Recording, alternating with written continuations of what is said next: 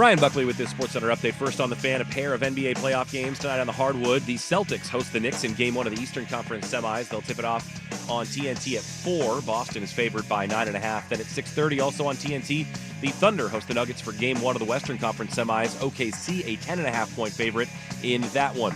On the ice tonight, Game 1 between the Maple Leafs and Panthers up in Toronto. Puck drop on that Eastern Conference semifinal game at 5 o'clock over on ESPN. In NFL news, the Ravens have released kicker Justin Tucker. The team used a 6th-round pick in last month's draft on a kicker, signaling his days in Baltimore may be numbered. Tucker's also being investigated by the league for sexual misconduct. On the college gridiron, top-rated prep quarterback Jared Curtis has committed to the Georgia Bulldogs over the Oregon Ducks, who are also competing for his services. And on the diamond, the Mariners open a 3-game set in Sacramento tonight. First pitch at 7:05. More sports scores and stories in 30 minutes. I'm Ryan Buckley at the George McCoy at Warren Allen Sports Desk. Curtain missing work? Insurance companies acting like jerks? Don't call your mom. Call George McCoy at WarrenAllen.com. It's back. The 11th annual Fan Golf Classic at Langdon Farms Golf Club happens Tuesday, June 24th. Presented by your local Toyota dealers. Reserve your foursome now at 1080thefan.com. If you can find the time to explore the mind of a stripper, then you can find the time to spend with your actual family. Primetime with Isaac and Souk. Damn! What they on? All steroids and no carbs? Them some thick-ass kids. This is Primetime. We're not like you. We're grown-ups. Your source for the best in local, regional, and national sports. Oh, my goodness. Here are Isaac Ropp and Jason Sakanik with Primetime on 1080 The Fan. Hey, what it do? Hi. Oh, wow. Look at it. Look at it. Hey, buongiorno. Hey, hey. It's Big Soup. I've returned. Not dead. For those that don't know, he was dead. Yeah. And now he's not. Yeah. R.I.P. Not named Pope. A little disappointed. But I guess that it hasn't been official yet, but threw What? my hat into the ring. You know, Have they not announced a new pope? No, we haven't seen the smoke Japanese yet. guy? No. Did you know the Japanese guy that we talked about before you left? Yeah. Or he's not Japanese. He's, Korean? He's No, Filipino. Filipino. He's one of the odds-on favorites. Did I you like how know- you're just being racist and like Yeah. you're just lumping all. That Asian guy. You're like, I don't know, he's Japanese, Korean, something weird. I don't know, Filipino. Go with that. Did you know that he is a he sings karaoke? I did not know that. Yeah. Do you want it? I can pull it up. Yeah. Yeah, let's do this. Yeah. He's great. Anyway, back from Italy. Back from Italy. Italy, a country. Here he is. This This could be the new Pope. Yeah. Could be. Well, we had like the very compassionate man of the people Pope, and now we can get karaoke Pope. Yeah. Yeah, I like it. Karaoke Pope. Yeah, I was in the Holy of Holies. I mean, I was. You sure were. You were right there. Now I was there. The people want to know: did you get to see the Pope's little dead feet? No, so I cannot begin to describe the massive humanity outside of St. Peter's Basilica with the Pope. The amount of security, the amount of just, they said on average, I think the wait time on any given day was between 5 and 6 hours. And That's not bad. Honestly, that's better than I would have thought. to get in and see him. So we had one where we thought if we got there at the butt crack of dawn, like 5 in the morning, maybe we might be able to get in line. We got there a little before 5 and they said it was already at 3 hours. And we were like, I mean, three's not. I mean, well, but they just like we saw it, That's not bad. and they had these big video screens all over the square there at the Vatican. So you could see like they had the live view. well, yeah, we saw it on the news. I Yeah. mean, they showed all that, but and so like I was looking for you in the you didn't crowd. get to get near him. You just kind of walked through, and then No, they some just, people did. No, Some people, you get to walk right by, and people were taking selfies yeah, with his little feet. you get to walk by, but it's like, I mean, it's you're not like there's like a barrier. You're not up against it, and then like they kind of usher you through, and then we got a private tour of the Vatican, and we got to the door of the Basilica, and so we got to open the Vatican. That was the coolest thing I did. So hands you down. unlocked the door to the Pope's, That was the one place that room? we weren't allowed to go. but let's say like the Cardinals, yes, we got to do like all their that. little rooms and stuff. So that was the coolest thing. I don't know how my buddy did this, but there's a handful available, I guess, over the course of the month. The Vatican opens at 8, and we were under the impression, because we didn't know what we were doing. My buddy planned the whole thing for another one of our friends' 40th birthday. So we went in blind, didn't know anything we were doing, and we were kind of under the impression that the Vatican was just going to be a no-go. because we got there right as they were going to start the funeral. And so we get to the Vatican at the, that morning, and we thought we were going just to see if we could get in line. And we go to the back door, and they open it up at like 5:45, and it's us and 12 other people. And they let you in through the back door, and it's you, your tour guide, who's a lady named Rose, who was awesome. She lived at the Vatican. She was 6. She was showing me like all the pictures of like her and all the different popes, and she's been hanging out. Whole life's there. She was an older lady. And we went room to room and opened all the doors and turned on the lights at the Vatican. Not another single person in there. Yeah, you can't go into that part. No. When you take a tour. No. This is like a back we behind the scenes yeah, tour. We got to do stuff that you don't get to do. And then it culminated with us being in the Sistine Chapel. And she was like, we need to get there so you have some moments, because once the security guard and the cleaning guards come in, everything changes. They no phones, no nothing. She goes, I want you guys to experience this. So I was the first one to got to walk in. So I kind of blocked the doorway, and I got about 30 seconds until someone was like, hey, fat ass, move it. I just blocked the door, and I got to just stand in the Sistine Chapel by myself. And it was really emotional. That was hands down the coolest thing. Were you touched by him? No, but it was like, for not being a H. religious person, dude, it's hard to not get overwhelmed in that. And then just being in there with like I said, like maybe 15 people, you just don't get to do that. And our tour guide, who was, again, spent her whole life there and was very passionate about it, she just was so good at kind of outlining the history and what happened and why this is special. And it was truly a unique experience. But that's the one part that we weren't allowed to go in. That's pretty cool. We got to go to the Basilica, Well, and then she was like, behind this door, this is where he's at. And obviously for other reasons, we weren't allowed to. Oh, his little body there. was in there? Yeah, his little body was in there. His little cold body? Yep. So we were not, that was the only room anyway, we were not allowed to go in. So I've been on a tour of the Vatican, but they just take it. I mean, I've been to St. Peter's Basilica and all that. But the behind the scenes is what you want to see? Yes. So what is that like? What is it like? Is it underwhelming? No, it's overwhelming. The accommodations are cool. Well, like you got to go up the original staircase to where the original popes, like 1,000 years ago, lived. Yeah. And Leonardo da Vinci apparently would ride his horse up the spiral staircase to meet with the Pope. Like stuff like that. That like seems controversial. Yeah, you got to stand on the Did you take your horse up there? Not allowed. Like we got to stand on the balcony where the Pope back in the day, would address the people. And you got to see some of where the living quarters would have been for, 1,000 years ago. We got to see. But not the current living quarters. Not the current living quarters. Oh, okay. No. Okay. No, not the current living quarters.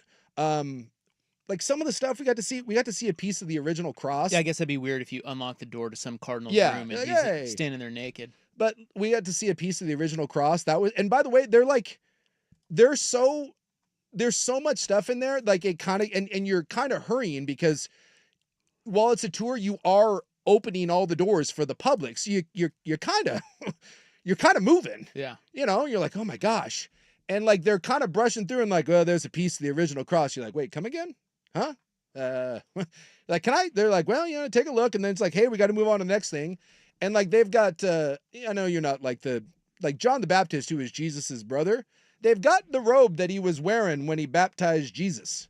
And you're like, huh? You're like, that right there? And they're like, yeah. And they're like, take a look at it. And now we got to go.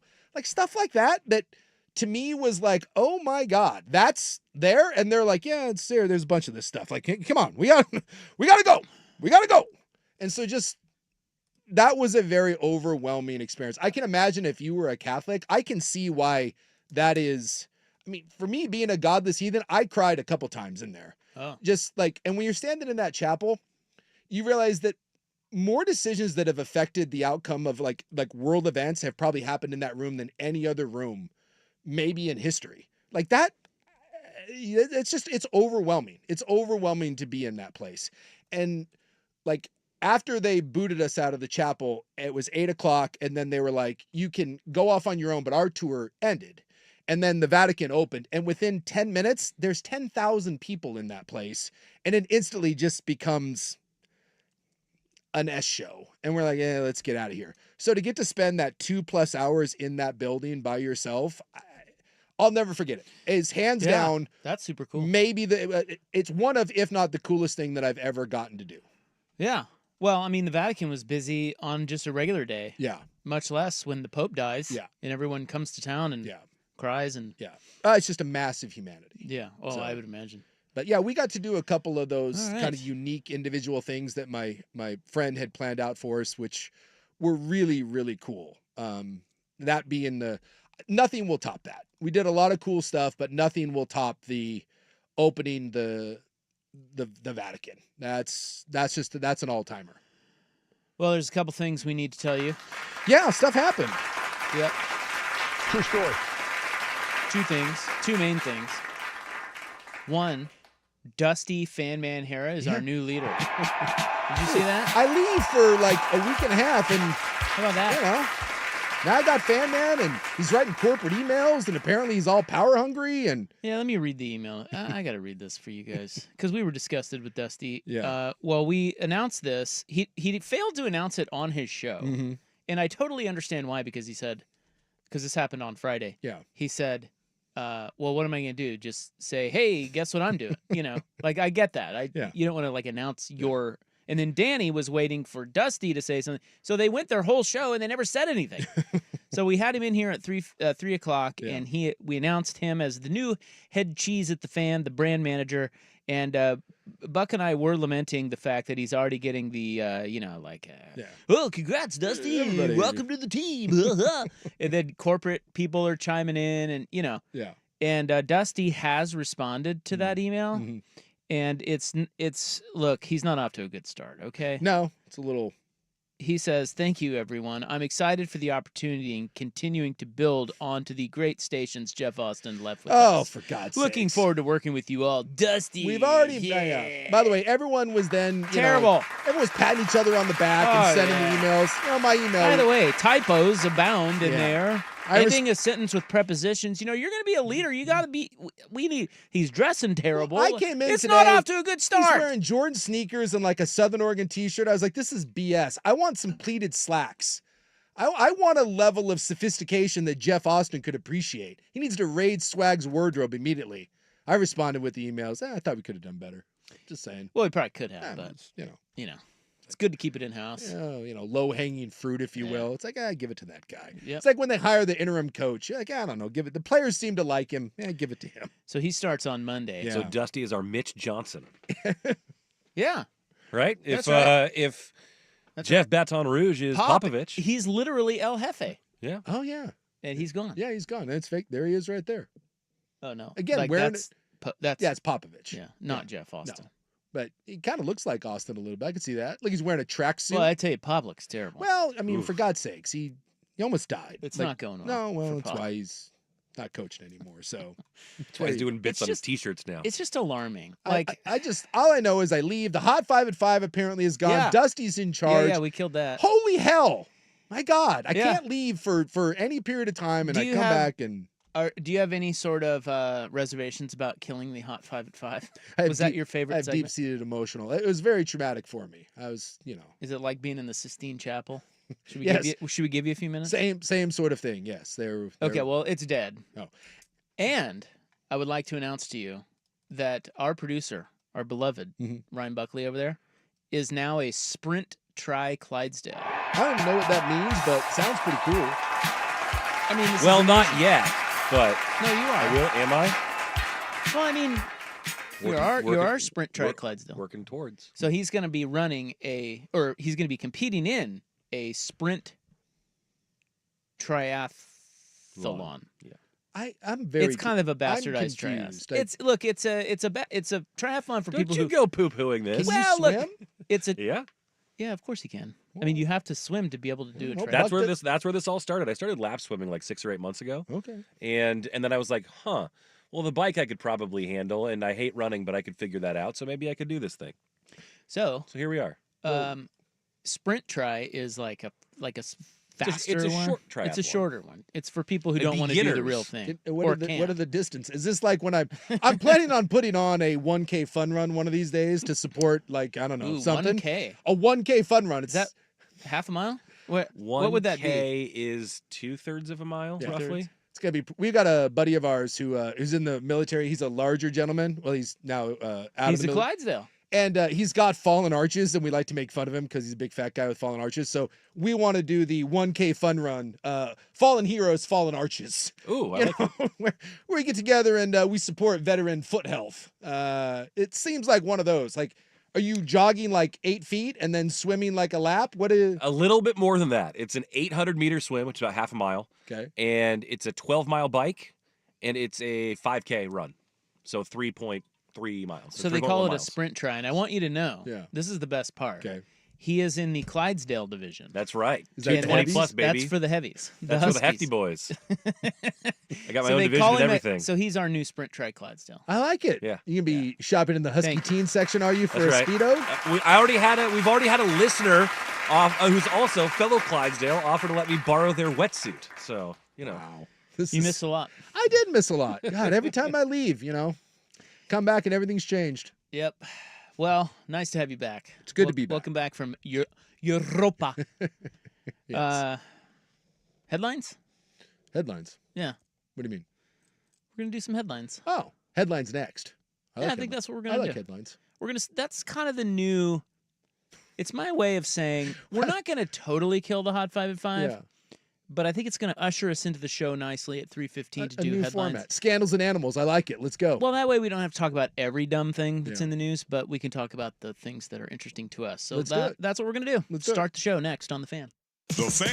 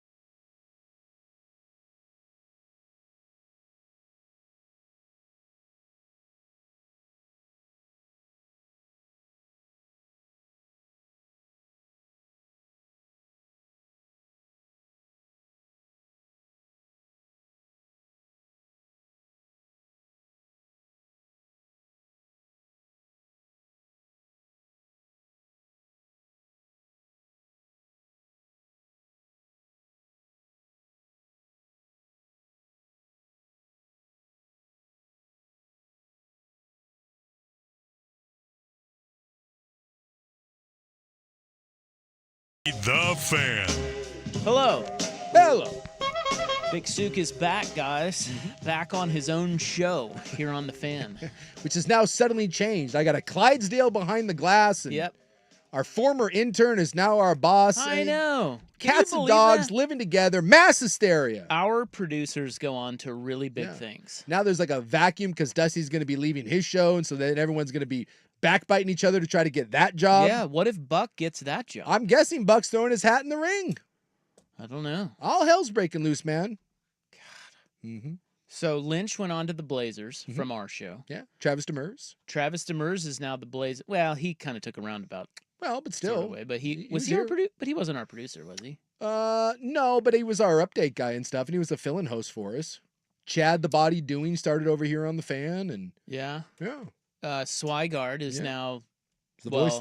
He's the voice of the Hops and the voice of the UP pilots. Swigard. He was our first producer, Yeah. and then we had, well, Bernie kind of got a rough go of it. Yeah, you know, it just He was probably the best producer we ever had, and Yeah. he's the one that got turfed.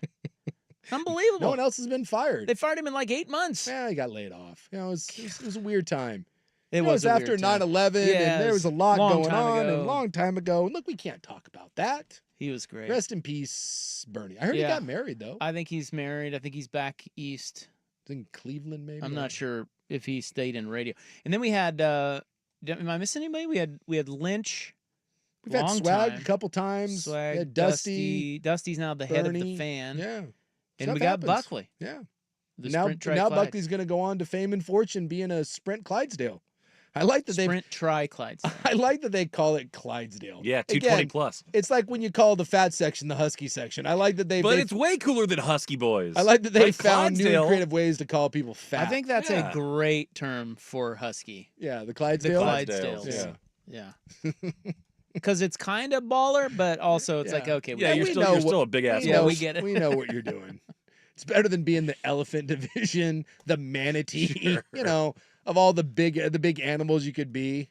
We know what you're doing. We know. Well, it was the Buddy Heald game, as they call it. Yes. Last night. Yes. My Warriors, Mhm. Bucks Warriors. Yeah. Game sevens didn't really deliver. Hockey delivered. Hockey delivered for us, Oh, but not and Dude, not the NBA. that Winnipeg game. That was bananas. was I nuts. mean, I didn't see the game. No. I just mean the moment in Mhm. the game Yeah. when it was tied. Well, it was they It was scored 1.6 seconds left, Mhm. and the Jets tied it. They scored 2 goals in the final 2 minutes to tie it up, and then 1 in the second overtime off of a double doink. I mean, And they said that the Stars did that the night before, I Mhm. think. And in the previous 106 years of hockey in the world, yeah, only 3 teams had ever done that, down 2 goals in the third period, and yet there and it was. won. Yeah, and they did it on back-to-back nights, freaking nuts. 4 and 5. And the NBA first round was interesting, but the game sevens really didn't provide much of much drama. That Golden Nuggets, State- Nuggets took care of business, and then the Warriors. The Golden State Houston game last night was never in doubt. No. It just was never. And I was watching that up at that was one of the layovers. My final stop coming back, I watched that up at a bar in Seattle. It was just a game that, like, the Warriors jumped out early, and Houston just didn't. As long as the Warriors slowed it down, Mhm. the Rockets just did not have the offense No. to come back. It was almost like a college game where you just see one team just that much better than the other, and they just hold them off the whole time. Yep, and it just kind of felt like, and I was reading an article, maybe, and it was before Game 6 that Houston won to send it to a Game 7, where they were already taking and because I think the assumption was maybe they were going to bow out in 6. I'm talking about the Rockets, and they were saying, if you're Houston, what do you do? Because you're this young, plucky team, but we've seen a lot of teams like this that get to the 50 plus wins. You're the second seed, and yet you don't really have a guy. And is that the difference? And what does Houston do to get that guy? And it felt like that when you're watching that game against Golden State. Houston has, outside of Oklahoma City, it's probably the best collection of young talent in the NBA, and there's a ton of assets, and the future is very, very bright. But you look up and down that roster, you need someone that in a game like that you can go to get you 12, 13 points in a quarter and force your way back into that. And as good as Houston is, they don't have that guy. I kept hearing how great Jalen Green was. Well, He was nowhere. No, and that's what they were saying is you're still talking about whether it's Thompson, Green, or the big guy in the middle, are all Şengün. Yeah, are all very, very young. And it's the idea of, can one of those guys turn into that star, or do you need to go out and get it? I don't know. I think you got to get a KD out there It's or possible. something like that. Well, that's the thing is like how, and this is the question that NFL teams ask, NBA teams ask, everybody is, do you and Oklahoma City, by the way, is going through this. They had it after last year when they got bounced by the Timberwolves. Do you continue to let something incubate and cook and naturally see if you can get there?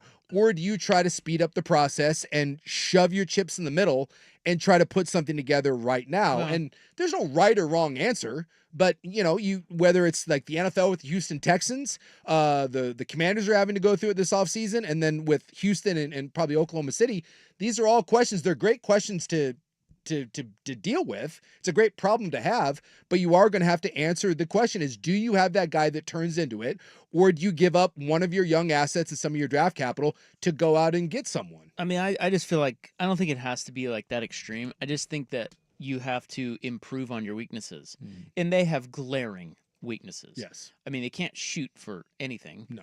And they really don't have a go-to guy. So right there is, Kevin Durant jumps off the page at you. Although with Durant, he's so old. The one that I think is interesting with Houston is do you go make a play for Giannis? Or Giannis, yeah. That's another one too. And not necessarily. That's a bit. You're gonna have to give up a lot. You have to give up a lot, but I mean, you might even give up Şengün because they both play a 4 kind of. But look, you're Houston and you're loaded, and they say that they still think that Reed Shepherd may be the most talented offensive player on their team. He doesn't even play.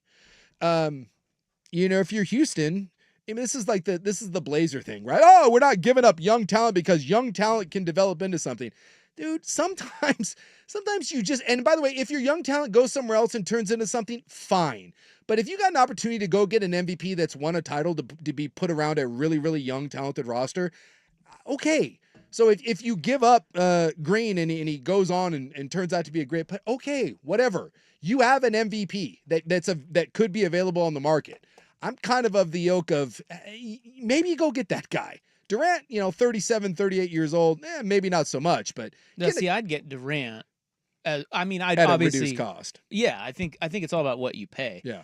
Giannis, yes, you make a play, but you can't give up too much. Like you can't completely change the chemistry of the team and the roster just to get that guy. That kind of defeats the purpose if you like what you already have. Yeah. It's Durant is going to be cheaper and maybe solves some of your problems. But yes, I know what we would do in Portland. We'd be like, no, nah. These young guys, young guys, are going to turn into something. We have everyone we need on this roster. Well, anyway, but it is weird that is another young team loaded They're tough. and they had a great season. Good and coach. And they bowed out in the first round. Yeah, well, I think you could see that coming though. Yeah. Could you not? I mean, I think we called that here. Yeah. It's like they had first round exit written all over. Saying, Memphis has done this. Sacramento had a year where they did this, and now Houston and maybe Houston's built different. But Minnesota lost twice in the first round. Yeah. Minnesota, I don't think quite had the depth of young guys and they have a guy in Ant Edwards, but yeah, I'd have to go back and look at who was on that team because they've made a bunch of trades. They've changed some things. But anyway, my Warriors, Buddy Hield hits 9 threes. 12 of 15, I think, from the field. And Steph Curry, who is just he's a modern marvel, this guy. Yep. He does nothing the whole game because Houston is absolutely whipping him. And then in the fourth quarter, Here he comes. Yep. You just cannot. You can't hold him down. He's just incredible. They said that at 37 years old, he's the oldest player ever to lead his team in points, rebounds, and assists in a series. That's some LeBron James stuff. Yes. And that's what somebody pointed out, that if this were LeBron, we would be over the moon about that. Yeah. Like we'd be talking about that ad nauseum. Yeah. Meanwhile, Curry, I don't know how many people even know that because they don't think of Curry as, big rebounds guy. But what stinks is that we don't get what everyone wants. And the NBA is kicking themselves because LA and Golden State in this round, that's smashing. Yeah. But Minnesota, Golden State is going to be good too. Yeah, Ant said he wanted to go through Steph at one point in time. And then there's also the Draymond Gobert headlock bad blood from earlier in the year that people are excited about. This is going to be fun. It's gonna be, and by the way, the Thunder Nuggets, let's go. Let's do that too. Well, the West is great.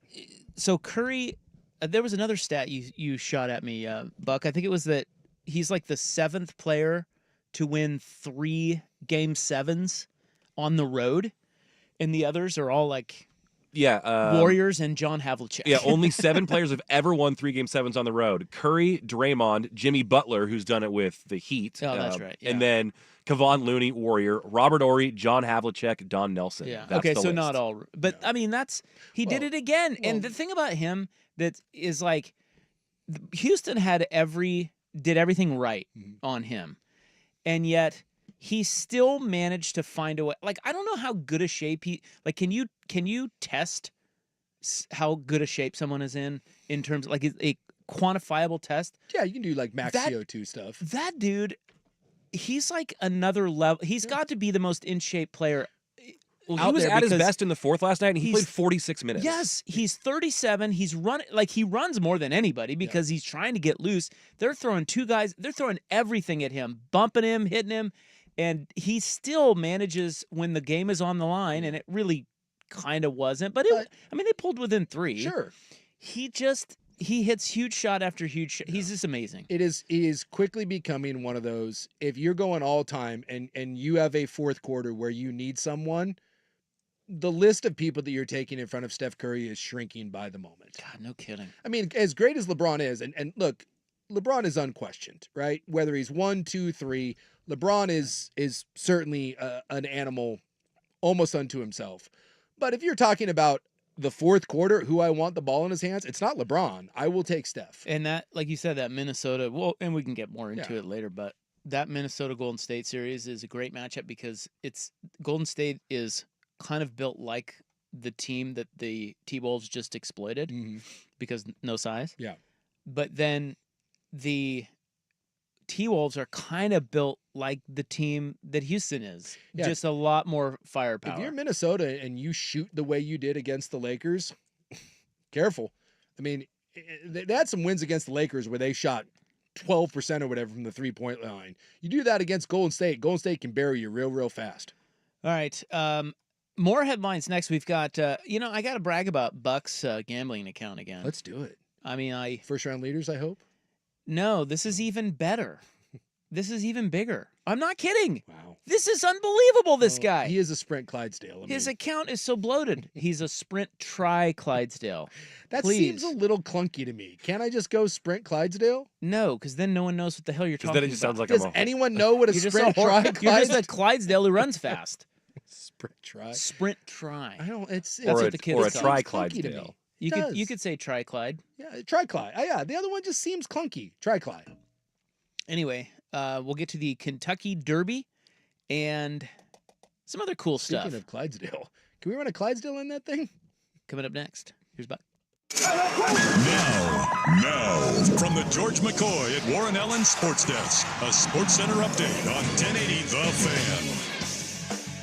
Brian Buckley with this SportsCenter update. First on The Fan, a pair of NBA playoff games on the hardwood tonight. The Celtics host the Knicks in Game 1 of the Eastern Conference semifinals. They'll tip it off on TNT at 4 o'clock. Boston favored by 9.5. Then at 6:30, also on TNT, the Thunder host the Nuggets for Game 1 of the Western Conference semis. OKC is a 10.5-point favorite in that one. On the ice tonight, Game 1 between the Maple Leafs and Panthers up in Toronto. Puck drop on that Eastern Conference semifinal game at 5 o'clock over on ESPN. In NFL news, the Ravens have released kicker Justin Tucker. The team did use a 6th-round pick on a rookie kicker in last month's draft.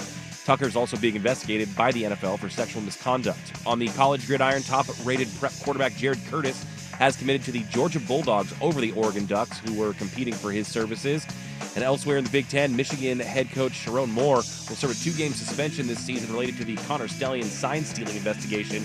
Moore will serve that suspension in weeks 3 and 4 rather than in weeks 1 and 2. More sports scores and stories in 30 minutes. I'm Ryan Buckley at the George McCoy at Warren Allen Sports Desk. Hurt and missing work? Insurance companies acting like jerks?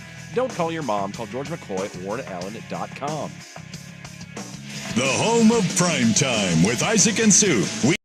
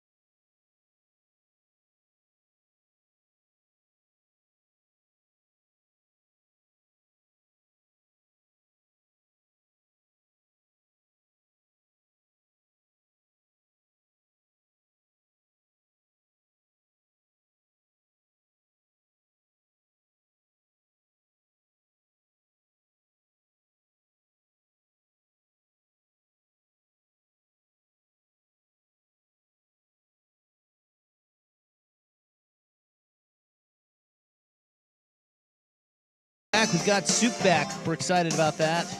I know that I'll probably have to join a white supremacist gang. He did not. What? What? Huh? I was just putting in my headphones. Oh, don't worry about it. Did Buckley say something? Nope. Oh. Not yet. The Tri-Clyde over there? The Tri-Clyde. I kind of want to see now a Clydesdale run in the Kentucky Derby. You know, they always said you want to put like an average dude in the 100-meter dash in the Olympics. I want to see a Budweiser Clydesdale get his big wagon ass in there and run in the Kentucky Derby. Yeah, how far back would he finish? I'm guessing to get loud. Probably But pretty it'd far. be fun to just take some nag, right? Just some old stable pony, put him in there. Just so you can appreciate how fast those damn horses run. Yeah, that was great. Largest TV audience since 1989. Did you see that? I did. Really? Yeah. All descendants of Secretariat. And I was trying to think of reasons why. And yes, that every horse, that blew me away. You know, the kids told me that we were on our way to a Kentucky Derby party. Oh, look at you. And they were, I wore my fedora. Yeah, he had a very jaunty look going. Yeah. I like it. And the kids were saying that, and I was like, you guys are such idiots. You always fall for this stuff on it. And then I'm like, oh, No, it's real. they're right. You thought you got ball sacked? Well, I thought they did, because No. every time, you know, I don't know about you and your kids, Mhm. but look, the 20s, sometimes Oh, yeah. they Well, see stuff. They don't really vet no, stuff. You like, just see something on TikTok. and they're like, yeah, no, really, I saw it on TikTok. It's not just kids on that are in their 20s. It's our producer as well. So it happens to the best of us. Yeah, and you know, as professional show hosts, we Yeah. have to be better. We have to vet. Yeah. Not that we don't get caught from time to time, but, Yeah, but usually, oftentimes I'm skeptical of things like that. the first thing I do whenever I see something like that is I work a quick Google, and Yes. usually in about 4 seconds you can figure That's it all out. you got to do. But yeah, every horse in that race Saturday was a descendant of Secretariat. Yeah, some a little more direct than others, but yeah, there was a trace back to Secretariat for every one of those horses. So I was trying to figure out why the hell that had the largest TV rating since 1989, and I don't have any good answer for that, other than it seems like people are just kind of staying in these days. Sure. They're just kind of, Yeah, because sometimes, like, you know, there's a horse that people are really excited about, and you know, they're like, hey, this one could win, but I don't remember wasn't. any. I just remember, like, as seeing an article about, and I even did one of these. I was like, oh, the Kentucky Derby, because, you know, obviously being overseas at night, I would sit down when I'm laying in bed and I would read through ESPN and just kind of the headlines, and I saw that and was like, oh, the Kentucky Derby. I hadn't heard anything about it other than that right there. yeah, 21.8 million people watched. Sloppy track as Sovereignty won. Journalism 2. Journalism, I think, was the favorite. Correct. Yes, you're correct. And then Baeza was 3. And then there was another horse that finished 4th. And the reason I tell you, what was the horse that finished 4th, Buck? Final Gambit. Final Gambit. The reason I tell you that and go all the way down there is because if you hit all 4 horses, 1, 2, 3, 4 in order, Yeah. that is called a superfecta. Oh. And Not the trifecta, the superfecta. Yes, I'm here to report to you that Ryan Buckley hit a superfecta. On the Kentucky Derby? Yes! On the Kentucky You Derby. son of a bitch. Dude! Now, just imagine if you had bet more than $2. He bet $1. I bet $1. You bet Do you one- know how much money he won? Okay, Guess. I'm going to say $160. Way more. Way more. He bet $1. $1. 1,000. Now, with a superfecta, I just have to. I'm not a huge horse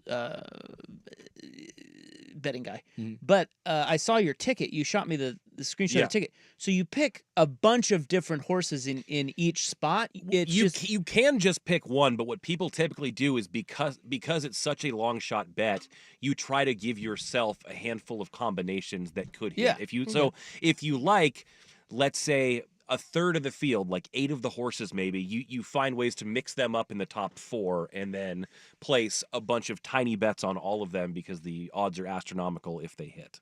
So he hit a superfecta with, I'm looking at his ticket here. So he only bet on the 8 and the 18 To win. And of course 18 is 8 is sovereignty.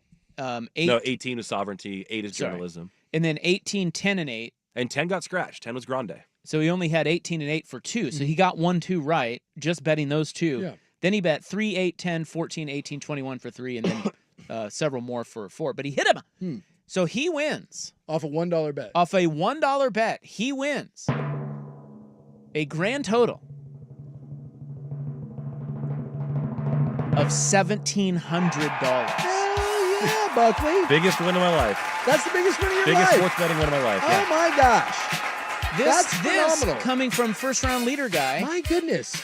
he is having a year. He's a sprint try Clyde, like gambling aficionado. Like he's a man of many hats. He's on a roll. You are on a heater right now. Now, here's where the offshore books get you. Yeah. Yeah. In order to cash out, you gotta Yeah. you gotta get Bitcoin. Yeah, it's a whole Or something. Like, that's you've got to what like. they're doing now?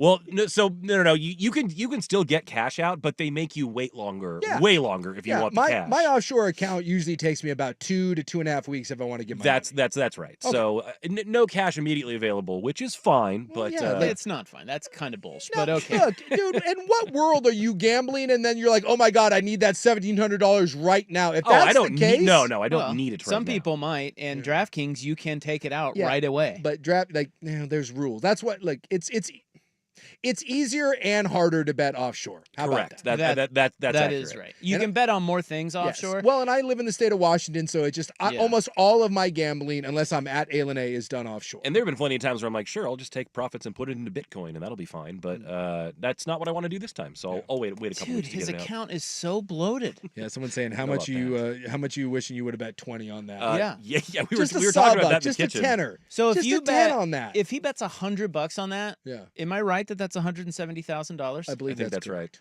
That's unbelievable. Yeah. What a hit. Yeah.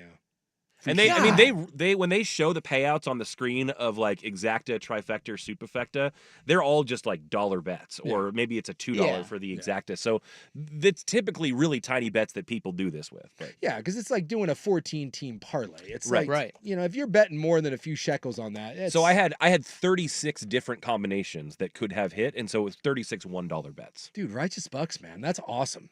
And were you watching it live when it went down? I was watching it with my 4-year-old son, just the two of us.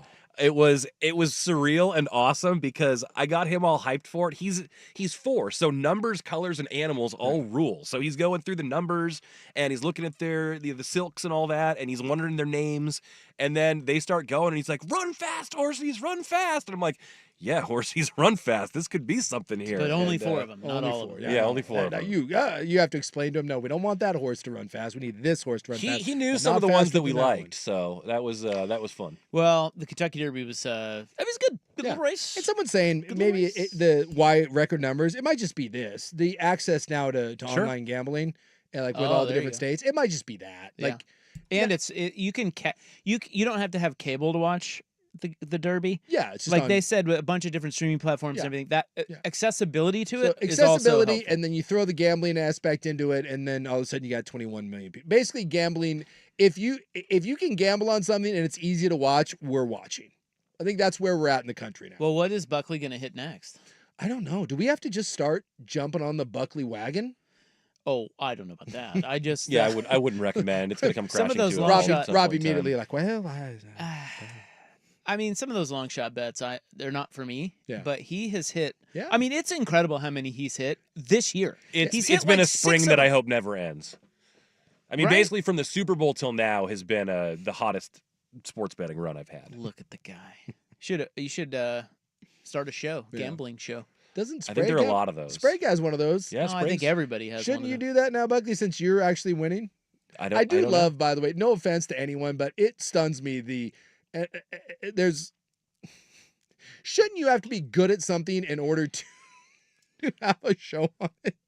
No, I don't think so. What? See podcasts. Or you could just be really bouncy. There are people in that content For too. God's sakes, that's like, am I going to have a podcast about marathon running now? I was like, I don't know. I think you should. Come join my Triclide Let me podcast. tell you about all the tips I have on hot marathon running. Go slow. Thought about running one once. Pace yourself. Yeah. Hydrate. Yeah. Get some of Drink those, the water. get some of those gel packets. All right, a couple of baseball notes and golf next on the Fan. The home of dirt and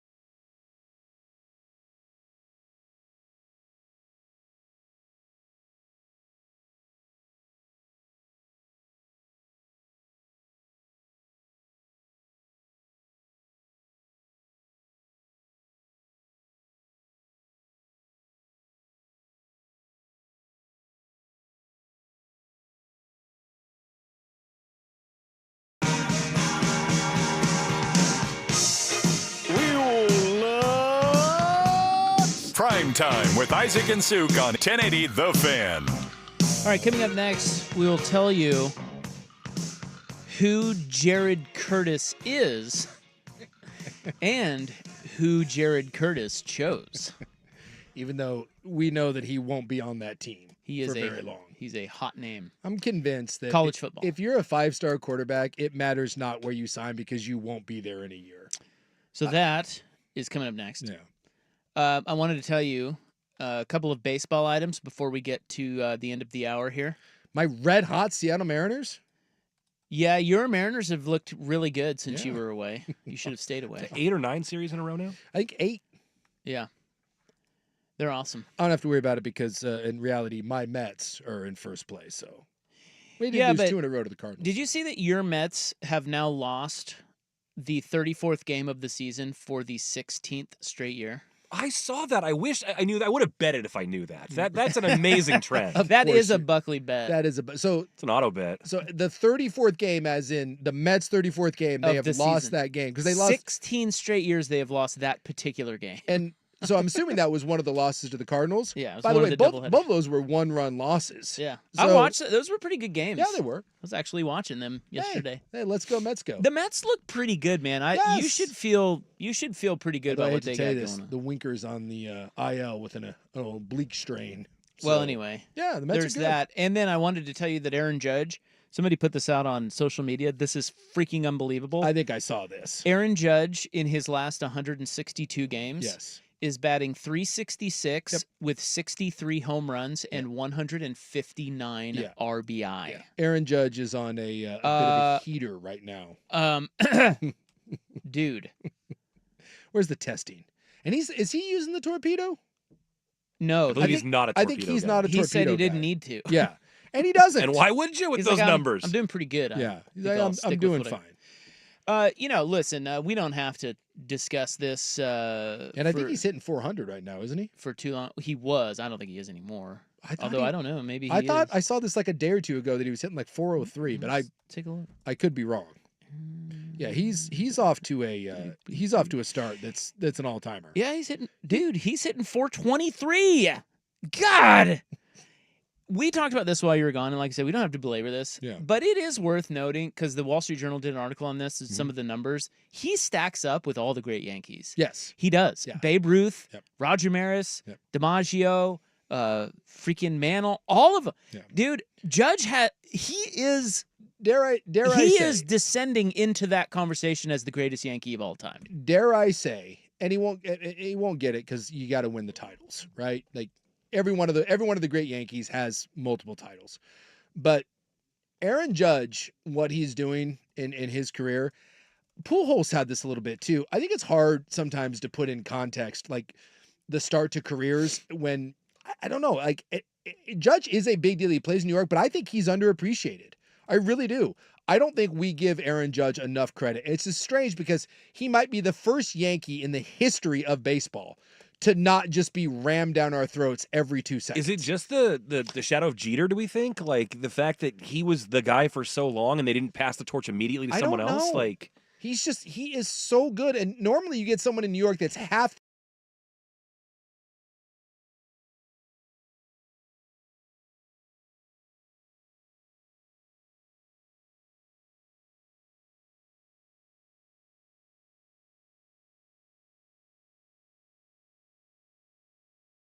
under the radar. Trout a little bit. I mean, Trout was winning MVP after MVP before all the injuries occurred. But I think like at least we had Trout was talked about. People were like, dude, is he the best? Like, is he going to be in the conversation for best of all time? So I think Trout got more credit than Judge.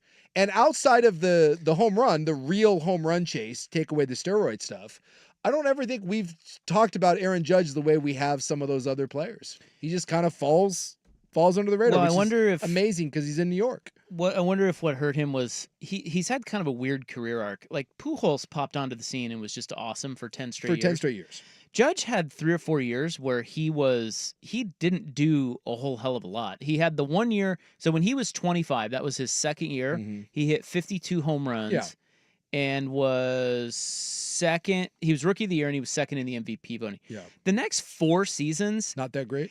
The next 3 seasons, not that great. Then he kind of bounced back in 2021 at the age of 29. Then he popped with 62 home runs in 2022. Yeah. So it's kind of a weird.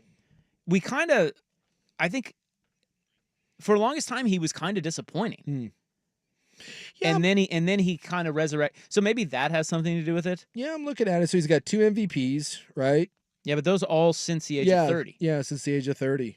Yeah, I'm looking at that. Both of them, I mean. Yeah, that is weird. After the you said that second year Rookie of the Year, twice in MVP voting. Yeah, there was a 3-year kind of a little blip. And maybe too he came up a little bit older, because a lot of the guys that come up, they're 20, 21 years old, and he was 24. He was 20. Well, he was 25 when he really popped, though. But now so he didn't really start putting up gaudy numbers 29 until he was 30. Yeah. Which is weird. Well, maybe. And maybe that's why people are like, other guys have done that. I don't know, but I think you're right. I think a lot of it too has to do with the fact that the Yankees haven't won, won the World Series. If he had won a World Series, I mean, Shohei. Maybe we talk about it. And he plays in the shadow. Well, he has played in the shadow of the 2 guys that have gotten the credit have been Trout and Shohei. And maybe they just have. Well, and Shohei won it. I know. So it's like, I think if Judge does that, we're talking about him like. Yeah, that same breath. And finally, Jace. What do we got? In golf. Scotty Scheffler.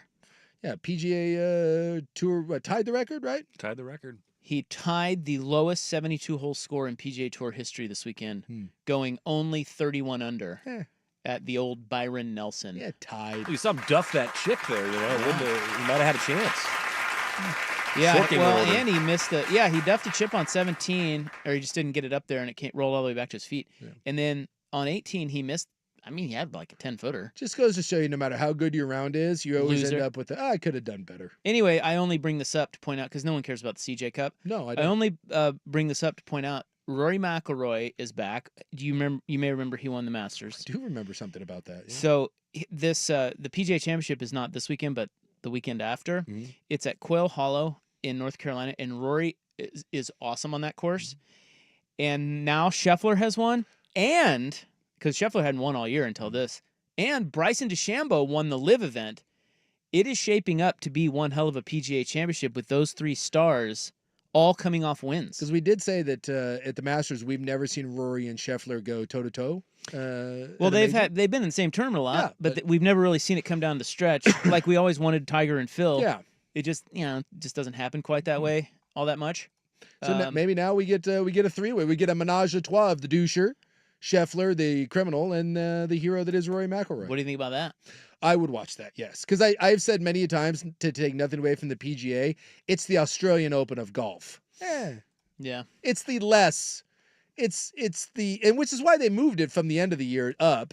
Because at the end of the season, everyone's like, it's the PGA. Yeah, it's kind of melodramatic, or anticlimactic, I should say. Right, you get the Masters, the 2 Opens, then you get to the PGA, and everyone's like, All right, coming up next, will Jared Curtis be a duck?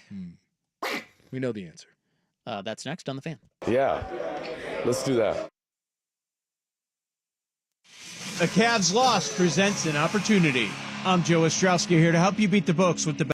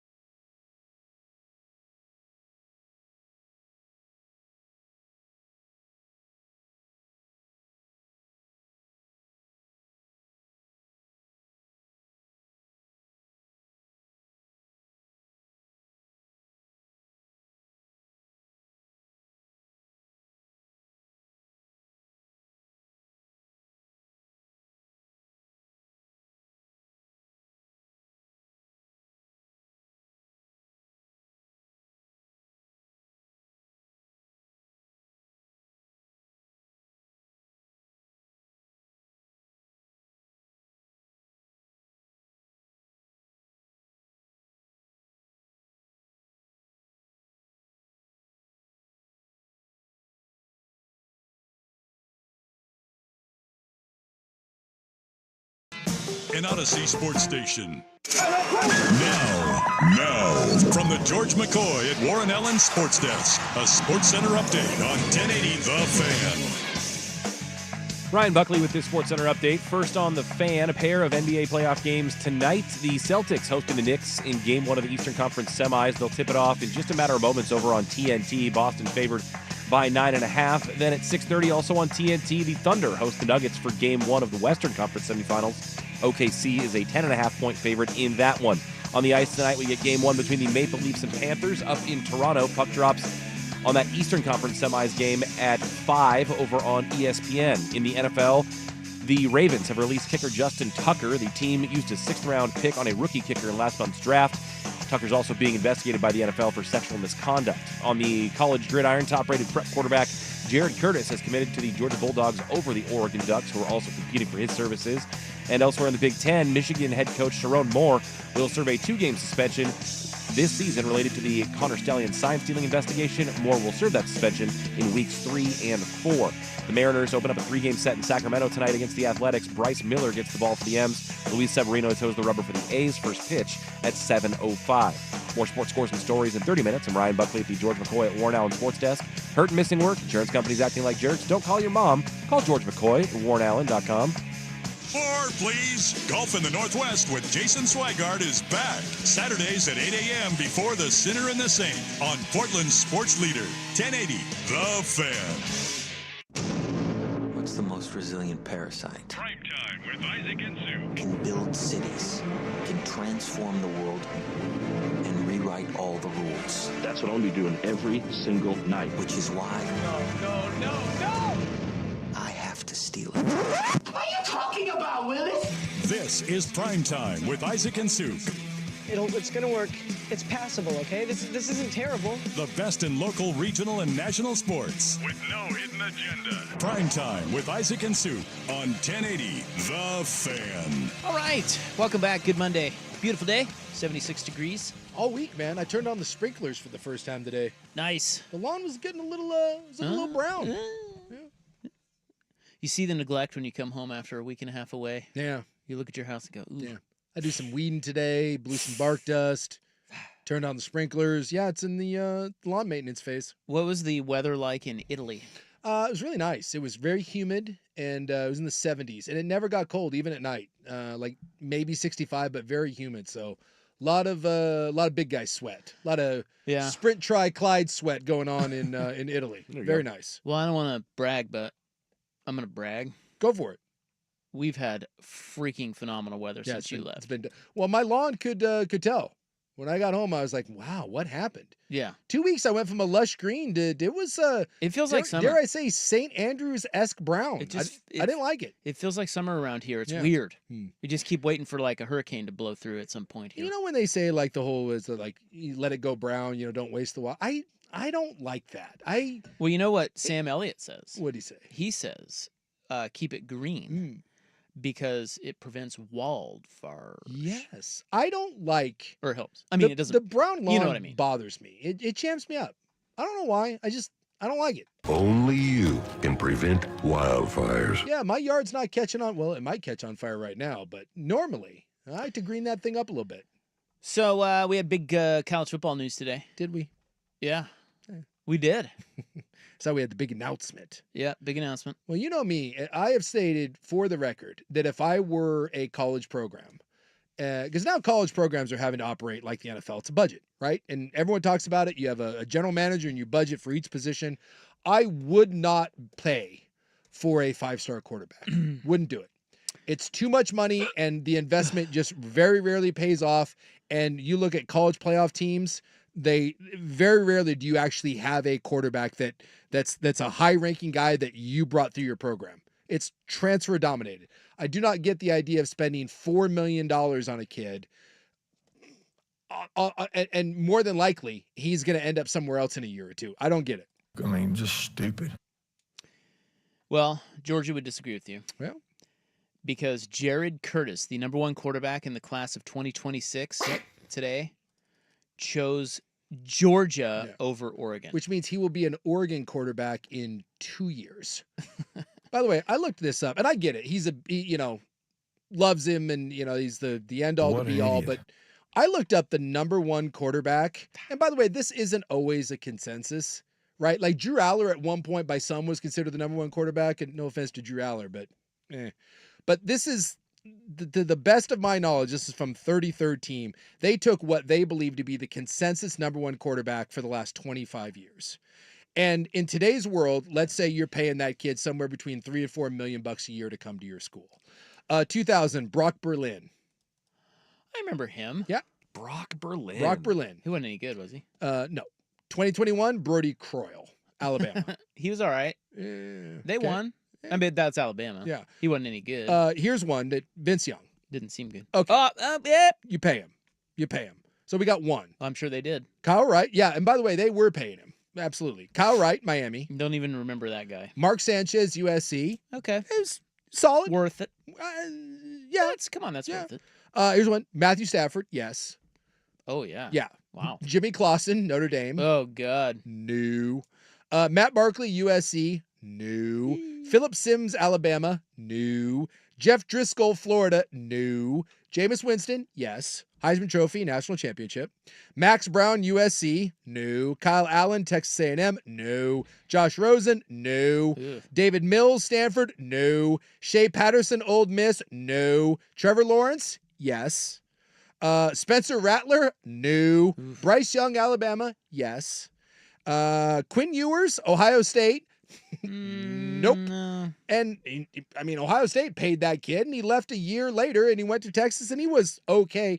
By the way, fun fact: Quinn Ewers turned down roughly $5 to $6 million to go to Notre Dame to go sign a like a 6th-round contract that's not worth that over 4 years. Yeah. Hey, did you know we have a show while you were gone? Yeah.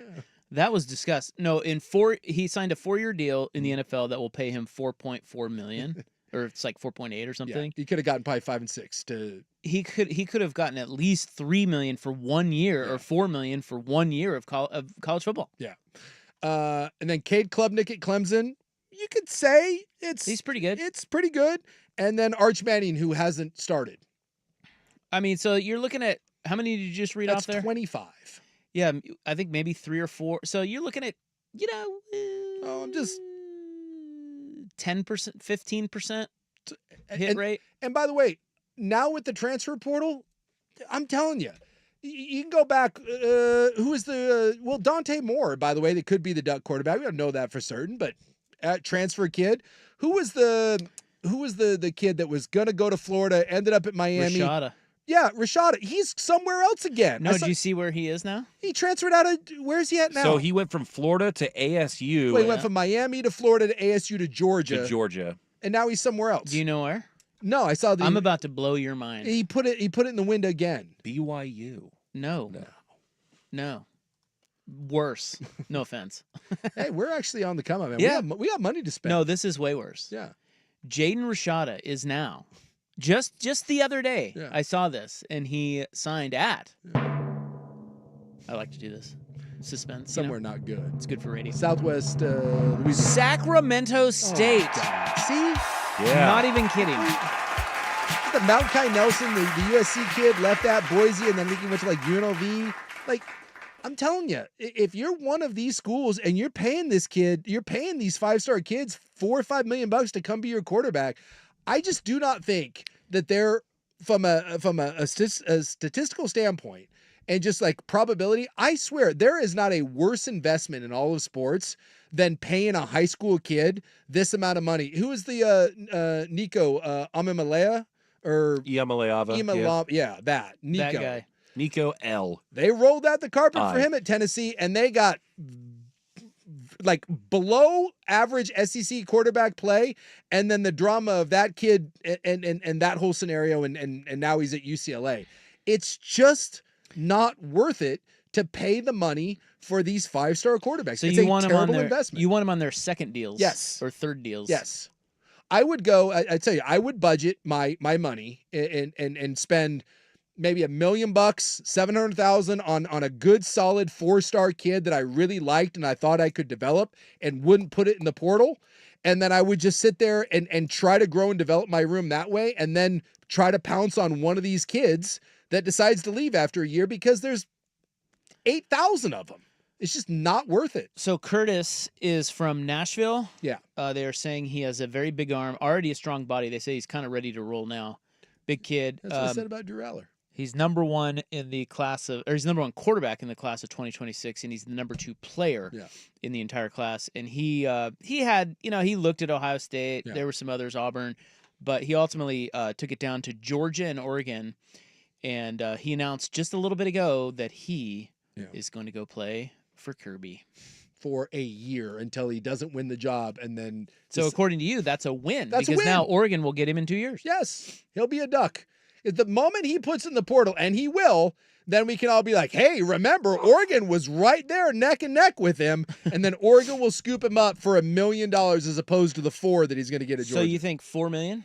Is that what the kid like that gets? That would be my guess, somewhere in that 3 to 4 million range, yeah. For the number 1 player in your class at quarterback, my guess is it's in that range, yeah. It's an expensive bet. All right, our stock watch is next. What we're buying and selling from the weekend in sports on the Fan. It's back.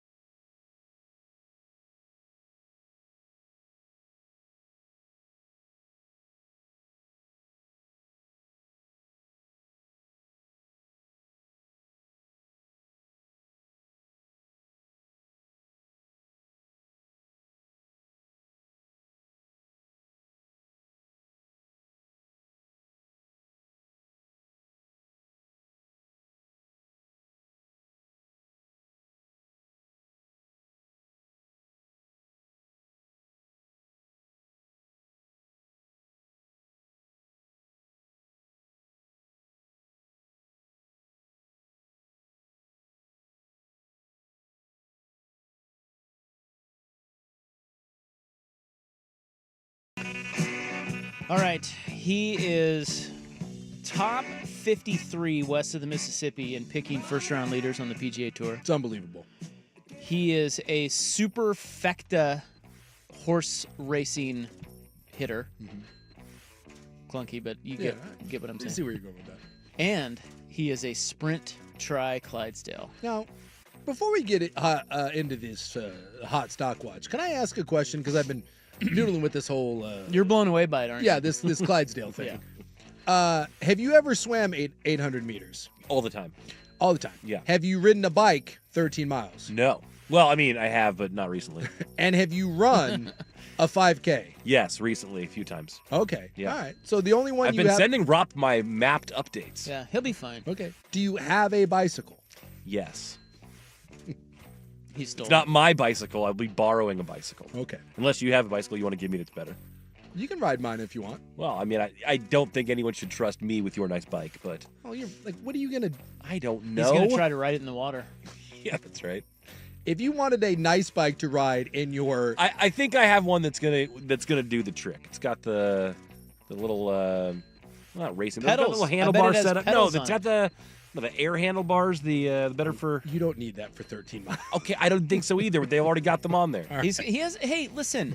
He has All a cycling coach. I have a already. consultant. Do you really? Yes. No, there's just this guy Joe who texted into the show has been offering me tips. He's one of our listeners. He's great. Helping him out. All right. Fellow Clyde. I can't wait. I'm going. When and where? Bend Father's Day weekend. All right, I'm not going. June Never mind. 14th. I was like, if that's around Portland, I'll show up to that. But I just want to see Buck in a wetsuit. Yeah. He's gonna wear a Speedo. He told me. I would hope so. No. All right, you're up. All right. Well, today... Oh, thank you. Thank you very much. That's for you. Wonderful. Rich guy. Today, at the Spurs facility, they had the official passing of the torch. Oh, it was awkward. From Greg Popovich to Mitch Johnson. Here is, albeit a short clip, of what Popovich had to say when they took off his windbreaker. I'm no longer coach. I'm El Jefe. He's no longer coach. He's El Jefe. Buy or sell, this is the right move for the Spurs and for Popovich. Yes. He cannot handle the day-to-day operations. He's been the coach for like 20. Oh, I mean moving into the president role. Yeah, I disagree. I don't think it is at all. I was alarmed by, look, he had a stroke, right? Yes. And then he had another incident at a restaurant. Yeah. Far be it for us to judge what his future health is going to be I like, get it. but it's like, does this guy old. need basketball anymore? No, well, they promoted him to president of basketball I ops, know, and he's which- going around and doing bits and T-shirts and So if windbreakers. you don't know, El Jefe means the boss. So I was alarmed by how, God, how do I put it nicely? Like He just doesn't look good. He looks he had to hold on to Ginobili to move around. He's He's old. physically unstable. Looks Yes. like he's off balance. He's just old. It's enough. Yeah. Well, maybe it's just a position where it's like Can he's not really going to do Can I much. tell you that was kind of what Like a celebratory. I'm under the impression that he will. This has to be somewhat of a ceremonial position, right? Like, and maybe the faculties are all there. He just physically has a hard time getting around, and then you can do it from your office. And well, you could ask him questions like, "Hey, Pop, what do you think of this guy? Yeah. Watch this film," or but he's not like look, the right move is for him to not be the coach, and you can't wait for him to get better because I hate to tell you this, but at 76, soon to be 77 years old, you don't really get better after this. You hang on until it's over. So I guess I can see both ways, but yes, maybe this is the wrong move if you are putting him in charge of the entire organization. Yeah, I agree. Wrong move. Bad move. Well, let's move on. Oh, are we well, good? I don't think he's really going to be in charge. And that's my thing is if he is just kind of a consultant guy, but there's other people there, then yes, it's the right move. He's like Bert Cold. I love the figurehead idea, but like they said, president of basketball operations. That sounds like day-to-day work. I hope not. Let's move over to the NFL and former Oregon Duck Dylan Gabriel, who was drafted 94th overall. And much like Souk's future daughter-in-law, might be able to talk to birds. Oh, no. This is where all the boys would get together, at least in the neighborhood. Wanted to talk story or hang out, check out the view. What? That bird back there. What are they saying? Cleveland Browns, 94. That's what he said. Okay. Cleveland Browns. With the 94th pick in the 2025 NFL Draft, the Cleveland Browns select Dillon Gabriel. Oh my God. Hey man, how we doing? Amazing now. We're pumped for you. We're pumped for your family. Buy or sell Dillon Gabriel. Yeah, that was a day before the Can draft. you explain that? He's doing a feature. Somebody's like He's doing bird calls, and then they said, "What'd that bird say?" And he said, "It says Cleveland Browns." This is the day before the day draft. before he got picked. It said Cleveland Browns, number 94, and then it happened. Wow. So let's do that. Buy or sell clairvoyant birds. Buy or sell Dillon Gabriel can talk to him. What? I don't know. Wait, I buy it. It was mostly just an excuse to play the audio. It's a hell of a clip. Yeah, I hadn't heard that. No, I didn't either. Yeah. Yeah, I think he can. Obviously, the bird told him it was going to be the Browns. How else would he know that? Is there a bird telling Buck where to place these bets? Are Maybe. we discovering something right now? Well, I am staying at my mom's house right now, and there's a woodpecker hammering at the side of the house that we're sleeping on, and it's not great. So No good. I'll be talking to that bird. Well, it's a hell of a thing when Dillon Gabriel predicts getting drafted by the Browns. What do you do about a woodpecker? I mean, you don't want to That's a whole other conversation, but one of the things they suggest is the hypersonic type deal, but apparently that's not doesn't work for dogs, which they have. You don't want to know how I handle birds. just shoot them. Say you don't want to Gonna blow some ducks. Look, if there's an animal destroying your property, Gonna go blow some ducks. What do you do? Well, I would look for a more humane approach. Such as what? Because I think woodpeckers are cool. Well, what do you... I just need it to go peck other You're going wood. to rehome it? How exactly do you do? Are you going to get up there and catch it with your bare hands? Are you going to catfish noodle? I just asked that question. How do you handle the pecker? Well, every now and then Don't clip that. Well, just... We good on that one? That's how I... Look, you come into my yard, just know, there's certain rules that you must abide by, and if you don't, there's penalties. Because this is what I was thinking about while I was holding my pecker. Yeah. Let's go to the baseball diamond where Keith Hernandez had an interesting interpretation over the weekend. And this is a perfect bunt. This is shades of Bud Harrelson. It was a terrific, I know you're not supposed to say it, but they call it a different term, but in our day it was a drag bunt. And nothing you can do. He did everything right. Wait, that's not what I expected. Buy or sell, we're not allowed to say drag What? bunt. Why can't we say drag I bunt? don't know. Is he confused? I don't think he's doing bits. Is he getting raked over the coals for that? Well, I think, but I don't think drag bunt comes from that term, does it? I wouldn't think so. It comes from the action of dragging your foot out of the box. Yes. Yeah. So what is he doing? It says a drag bunt is performed while the batter is moving towards first base. Yeah. Well, so buy or sell, Keith Hernandez even knows what a drag bunt is. I think he just thought that when it sounds like he thinks it's un-PC to say that. He's trying. I think he's going a little. Look, I think it is hard for Keith Hernandez to be PC. Okay. And so I'm guessing that because knowing what I know of him, I'm guessing that he has a hard time. So he thinks everything is going to be. I watch a lot of Mets games. Criticized. And Keith Hernandez does. He's just an old school guy. Keith Hernandez is a man's man, and occasionally Keith gets, he gets a little blue. So he's just being extra cautious? I think someone has told Keith that he needs to mind his P's and Q's, and Pete in his mind heard the term drag and was like, oh boy, I can't. That's trouble. That's trouble. Sometimes words have double meaning, and that's... Yeah, it's okay, Keith. You can so say we drag can bunt. say drag bunt? Yeah, of course. Okay, good. I interpret that as him trying to be overly cautious because he's gotten in trouble before. Sure. And so he's like, oh, drag, better not say that. Yeah. See the libs, the damn libs, the woke, the mob. The this woke is what mob they is do to coming you. For him. That's what he thinks. They get up in your kitchen like that. What different term is it? By the way, it's still a what do they call it now? Of course, no, it is a drag bunt. No, it is a drag bunt. Drag bunt. He said it like he wasn't sure he could say it. I don't take my social cues from Keith Hernandez. Look, I love Keith Hernandez. That's all. He can say whatever he wants. Keith Hernandez is a freaking legend. Well, Bill Belichick was in the headlines plenty when Souk was gone. He made it up onto SNL this weekend. Here's what that sounded like. Sir, this order will make it socially acceptable for a man in his 70s to date a 24-year-old. That's right. We're calling it the Belichick Law. We're going to make girlfriends young again, okay? Old men can now date far younger women. We like that. It's hot. But in reverse, it's quite disgusting, right? Very Dateline, you know? Did you see Belichick's girlfriend? She's pretty hot, right? Yes, she is a beautiful creature. God, you're creepy. This is why we don't hang out outside of work. So Bill Belichick has reportedly hired outside PR help. Buy or sell that we will not hear from Bill Belichick and Jordan Hudson until the start of the football season. I think that they're going to go undercover for a bit. Yes. Somebody got to him. Yeah. Well, that interview was a disaster. And then everyone started talking about it, that there were internal problems at North Carolina that was becoming a concern.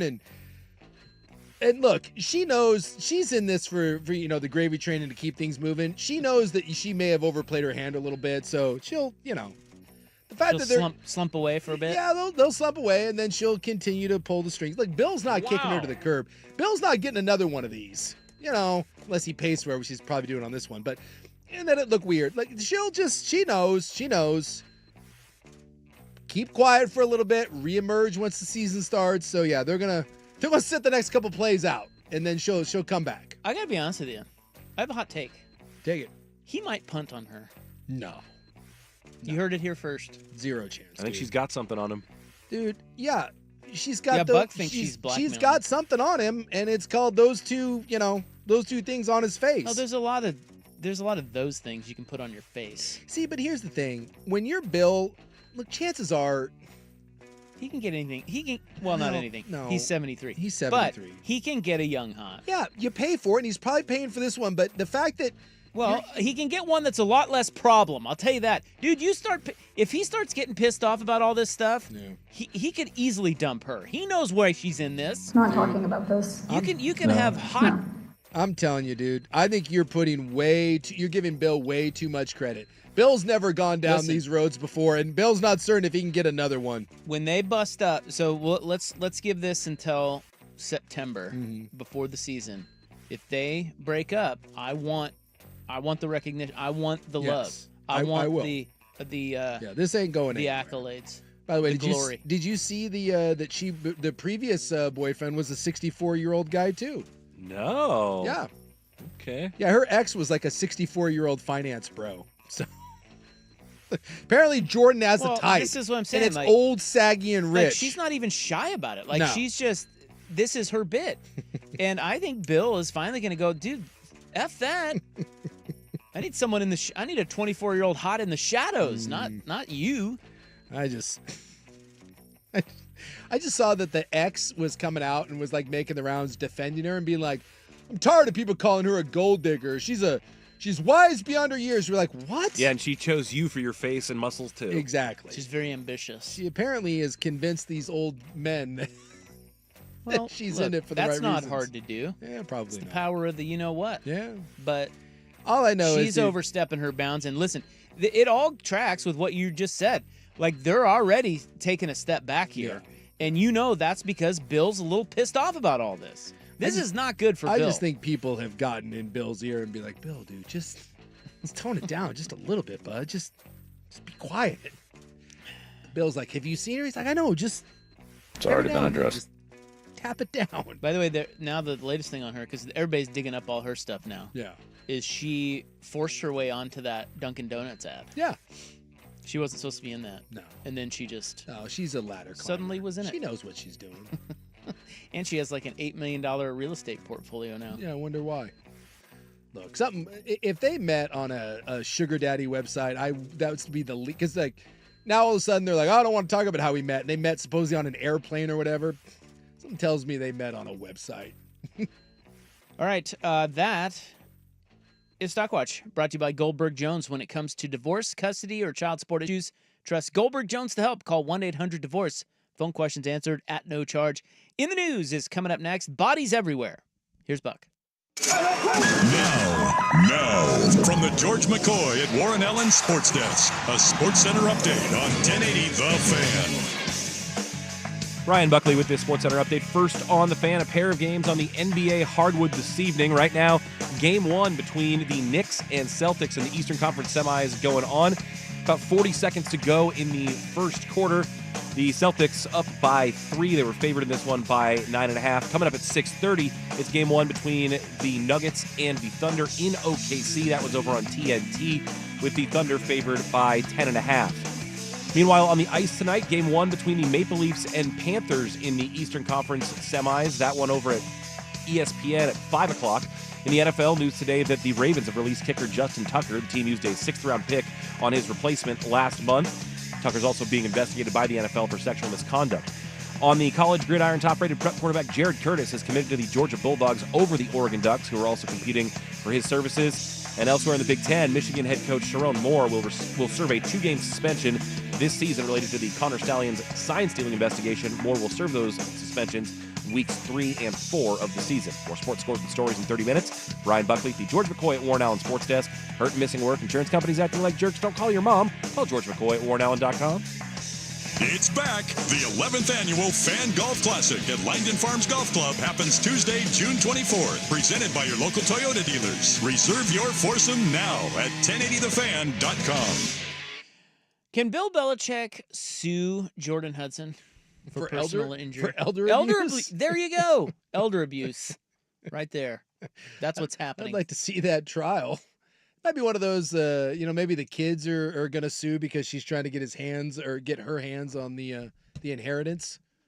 I could see that. Yeah, Steve's wife came out and said some bad things about Jordan. Well, that's what Anna Nicole Smith, that family sued and won. You know, I bet who they used? I bet they used the Advocates. Guaranteed. Yeah. So you can sue for elder abuse with the Advocates too. I mean, I don't even know if that's true. But I don't know either, but let's just go ahead with it. Here's what we're saying. If you've been hurt emotionally, physically by Bill Belichick or someone else. Any sort of injury, yes, including your heart.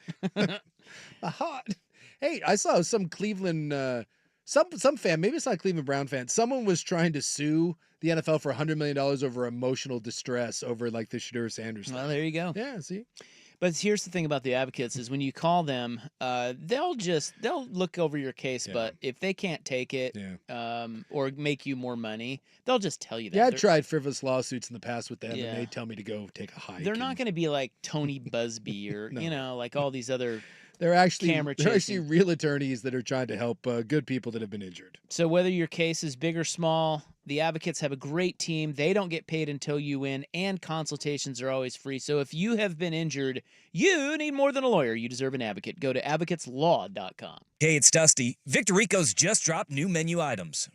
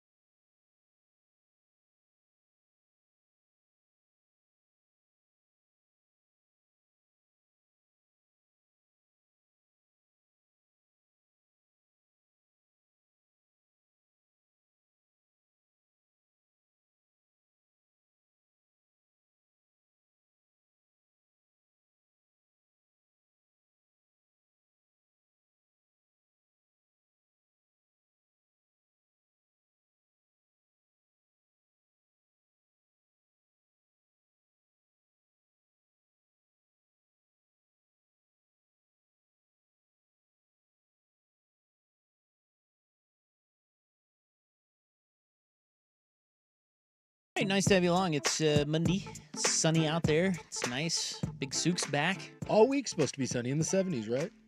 I think so, yeah. Forecast looks great. Summer is officially here. Not named Pope. No, Big Souk. Yeah. Put my name in the... Joey thought you were going to be our first stick-and puck Pope. Stick-and-puck poke? Yeah. What? Pope. Why would I be stick-and-puck what? Because you're a hockey guy. Oh, okay. I was like, what? Pope? What does that have to do with... There's never been a hockey fan as a pope? No, you'd be the first. He had some weird idea about how they were going to make you Pope. I think you have to be Catholic. Friday. But and religious. And love God. You have been disqualified. Yeah. Not being considered. No, it's a little disappointing. I did see him getting the chimney ready, though. Oh yeah. Yeah. What were they doing to it? No, they showed me because when we were there, the chimney is, and I did not know this. The chimney is not up. Oh. Like, they put it up when okay. They showed us the chimney and like where it was going to go, and then a couple days later the fire brigade comes and installs it. But the chimney is not there during regular like when there's an alive. So exciting. Yeah, I got the whole scoop, man. Chimney installation news. Yes. Yeah, the fire brigade goes up there. It's a whole thing. Right now, it is May 5th, 2025. It is time for In the News. I'm your noted and humble newsman. May 5th, Cinco de Drinko. Yes. Where everyone gets uncomfortably culturally appropriated. Just be careful out there. Say it every year.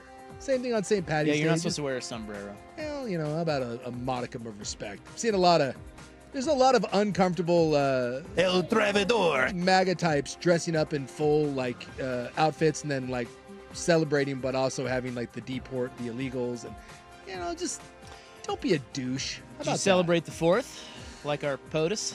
May the 4th be with you? No, I did not. No? Well, I was traveling. I had a 20-hour trip back, so. Although, can I just say, Turkish Airlines, yeah, giddy up. Yeah? Yeah, well played. Good airline? One of the better airlines that I have flown. You have a bunch of Turkish hots on there? No, actually not. Little surprised. Alperen Şengün on there? No. Oh, that's right. I guess But he was just in the Bay Area. general, I would say, like, that's a top 3 airline that I've flown. Nice. Very nice. Yeah, I think as you travel internationally, yeah, the more you travel internationally, you realize how bad our airlines are. Yes. Here. Yes. 100%. So they did a phenomenal job. What was I going to tell you? I don't know. It is also No Pants Day. Well, I'm wearing shorts. Does that? Or No. am I supposed to just be No undies? pants. Are shorts pants? No, they're shorts. Aren't shorts short for short pants? I feel like they are. I feel like no pants is literally you just like wearing some undies, or if you want to go full Winnie the Pooh, you could do that. Donald Ducking it if you would rather. Porky Pig. Any of that. Which, by the way, when females do it, it's fantastic. When guys do it, I just think you're a drunk. Like if you know, if I see, because sometimes my gal will do that. She Porky Pigs it quite a bit. Like she'll just be like getting ready, take off your shorts, and she's dunk wearing me. a t-shirt and nothing on the bottom, and I think that's fantastic. But if she came home and I was like smoking a cigar with a t-shirt and just nothing, I would assume she would immediately come in and be like, "How much have you had to drink?" And that's a fair question. You gotta call the hotline. Yes. At that point, I probably need to go to multiple meetings. hotlines. Yes. Not only the booze hotline, but the perv hotline. Yeah, it's not good. It's just not. Women, yes. Men, that isn't a good look. No woman has ever been intrigued by coming home and her man just being in a Hawaiian shirt and nothing on underneath. Okay, you like this? OHSU and Legacy Health called off their planned merger on Monday morning. It's donezo. Yeah, they're not going to merge. This is 18 months after it was first announced that they would be merging. Did sound like maybe they were open to maybe doing something in the future. Like they're going to break up but still like occasionally hook up, you know, feel each other, things like that.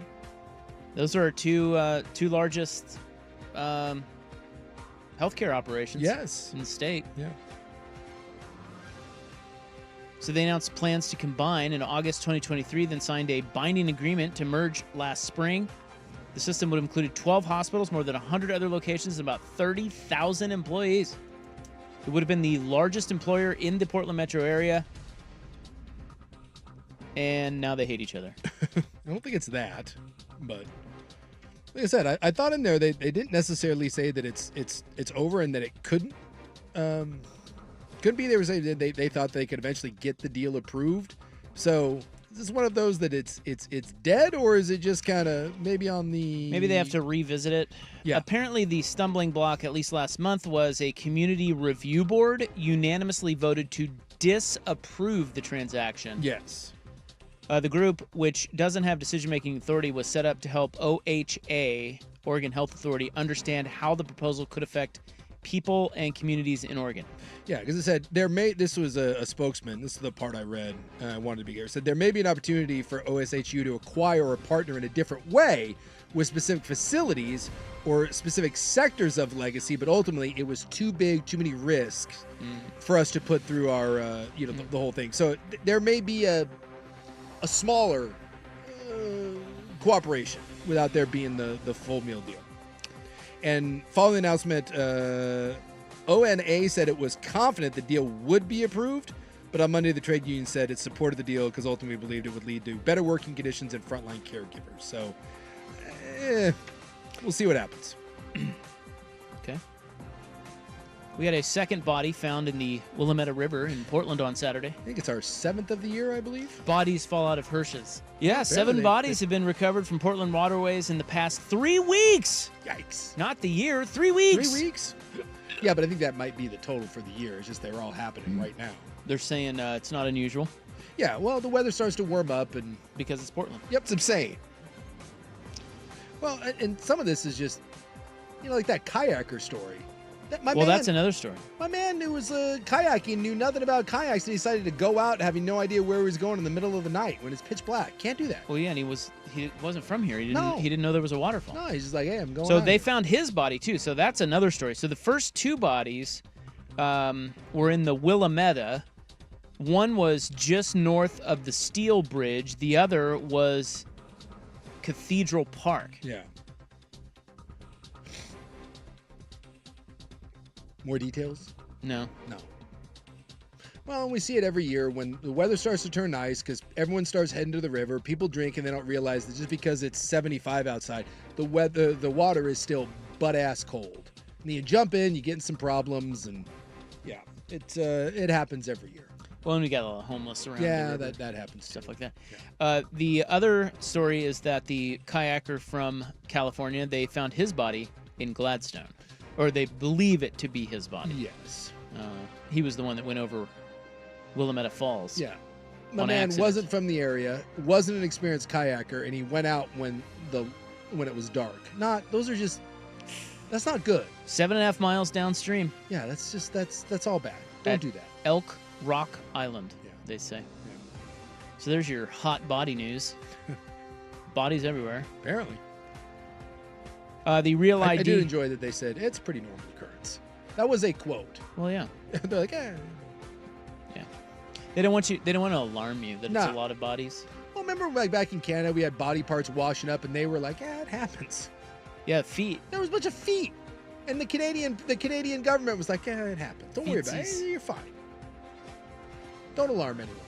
I've seen Jaws. Don't cause a panic. Yeah, I mean, like, what are they supposed to? They're supposed to come out and be like, yeah, you should, like, that's freaking lock weird. your doors. And, lock. Yeah, I mean, somebody's cutting off feet, and it's not good, and you should probably be scared, like, really, really scared.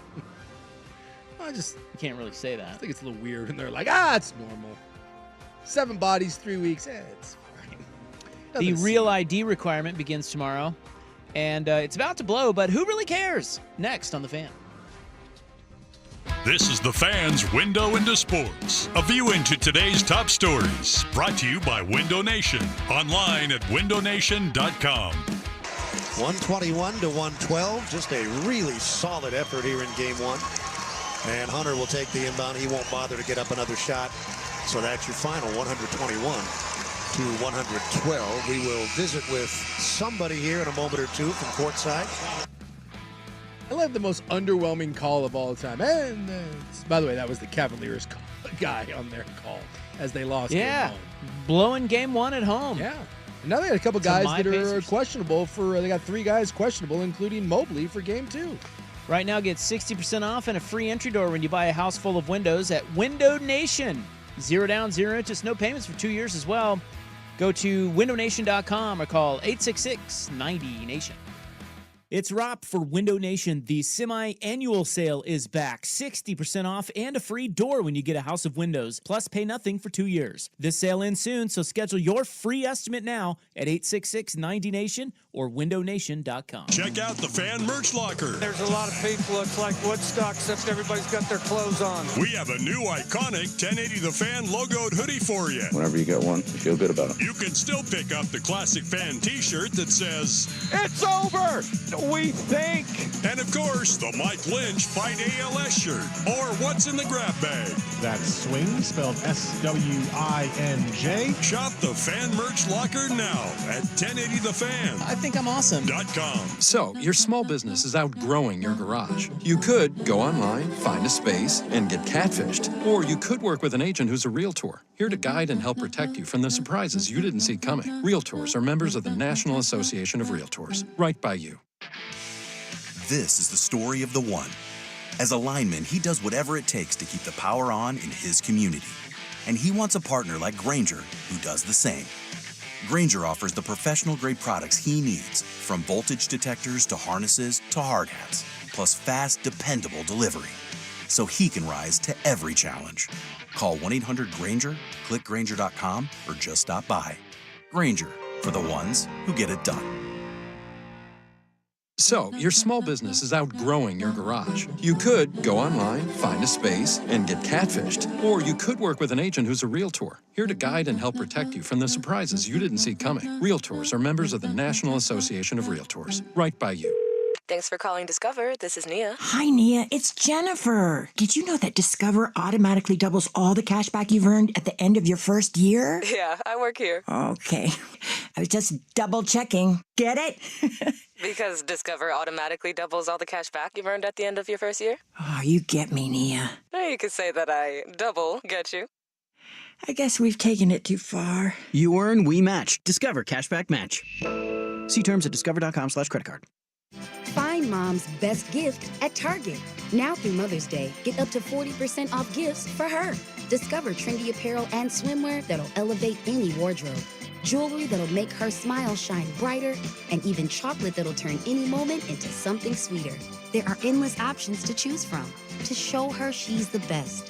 Hurry! Save 20 to 40% on select apparel, jewelry, chocolates, and more this Mother's Day only at Target. Restrictions apply.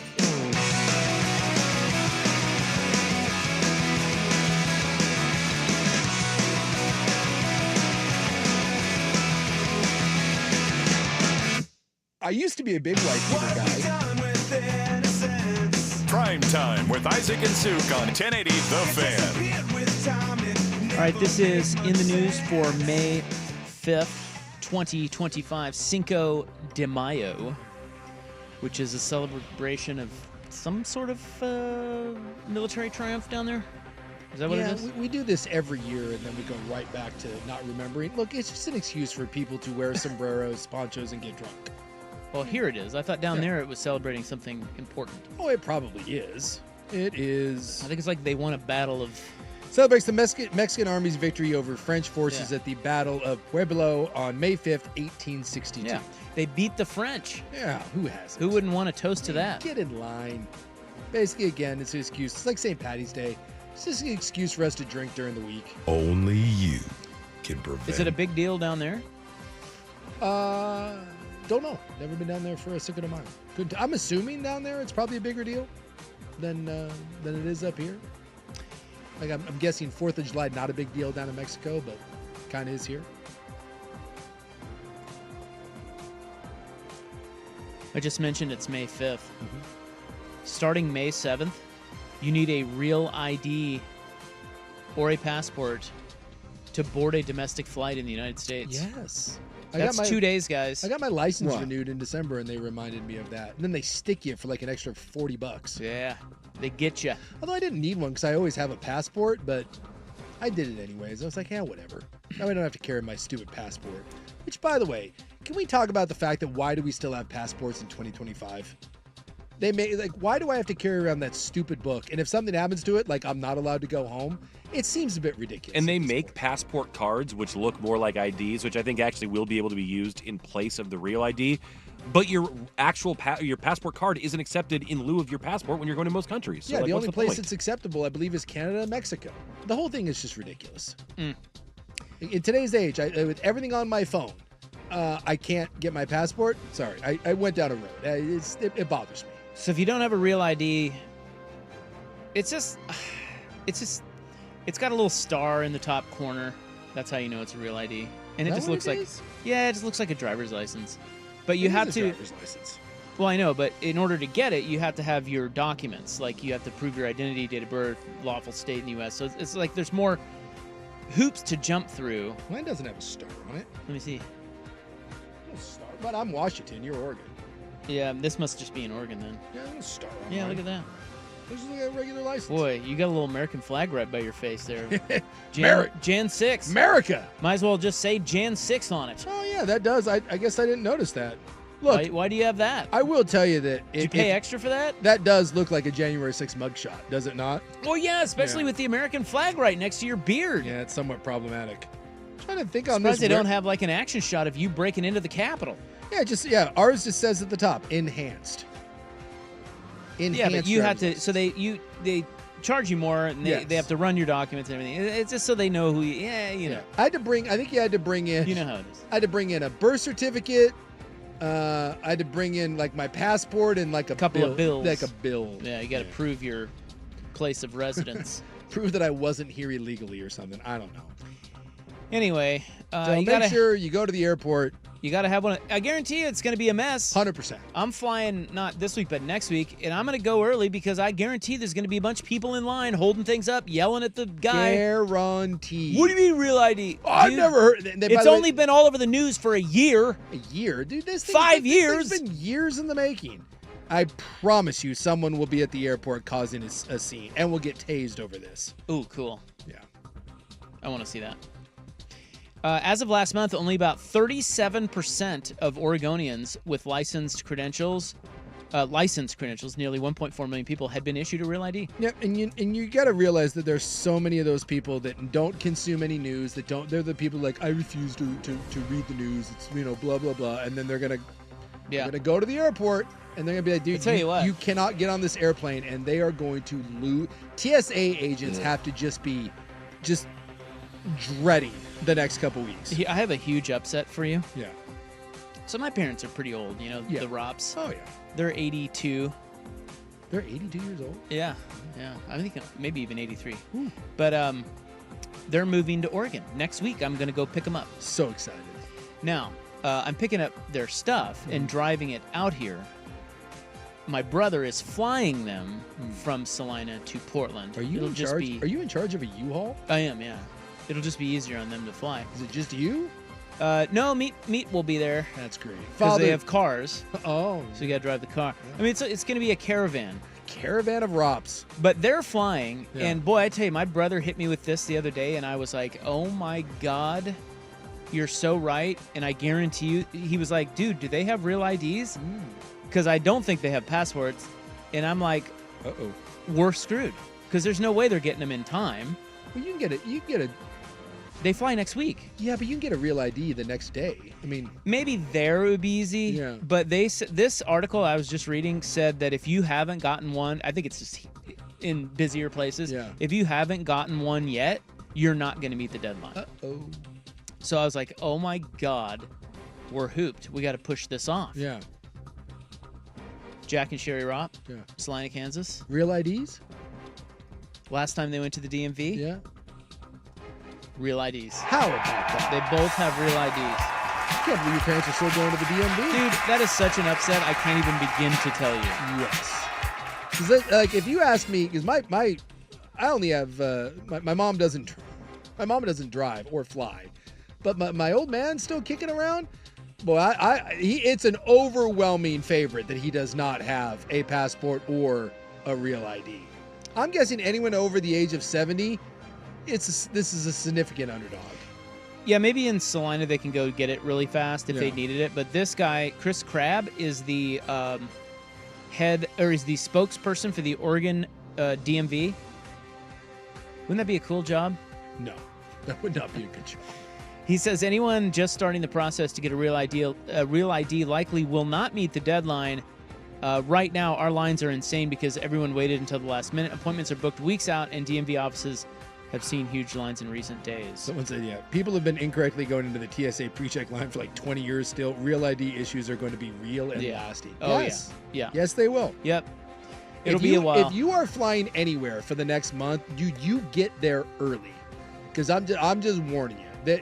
That person who gets stopped at security is not going to go quietly. You know what I do love though? Can I just give a shout out to the TSA peeps? Yeah. If you try to get through the TSA pre-line, they shut your and ass they down. get you up front, and they see that you are not TSA pre, you are booted. Yeah, they boot you, and now you got to go all the way back around. Yeah, the boarding groups as well. Like you try to board early, like you're like a group 4, and you try to. They're taking that as seriously now at the airport. Yeah, because people pay extra for that. Yeah, I don't know why the boarding thing is so big, but I kind of want to go to the airport the first day that this goes into effect and just kind of watch. And watch the meltdowns because they're coming. That is in the news. May 5, 2026. It's brought to you by the Advocates, injury attorneys at advocateslaw.com. In honor of the deceased Hot 5 at 5. I don't even know. This is my first non-Hot 5 at 5. Am I going to go through withdrawals? Well, it's only our second. You did it on Friday? Yeah. We killed it for the first time on Friday. Yeah. So.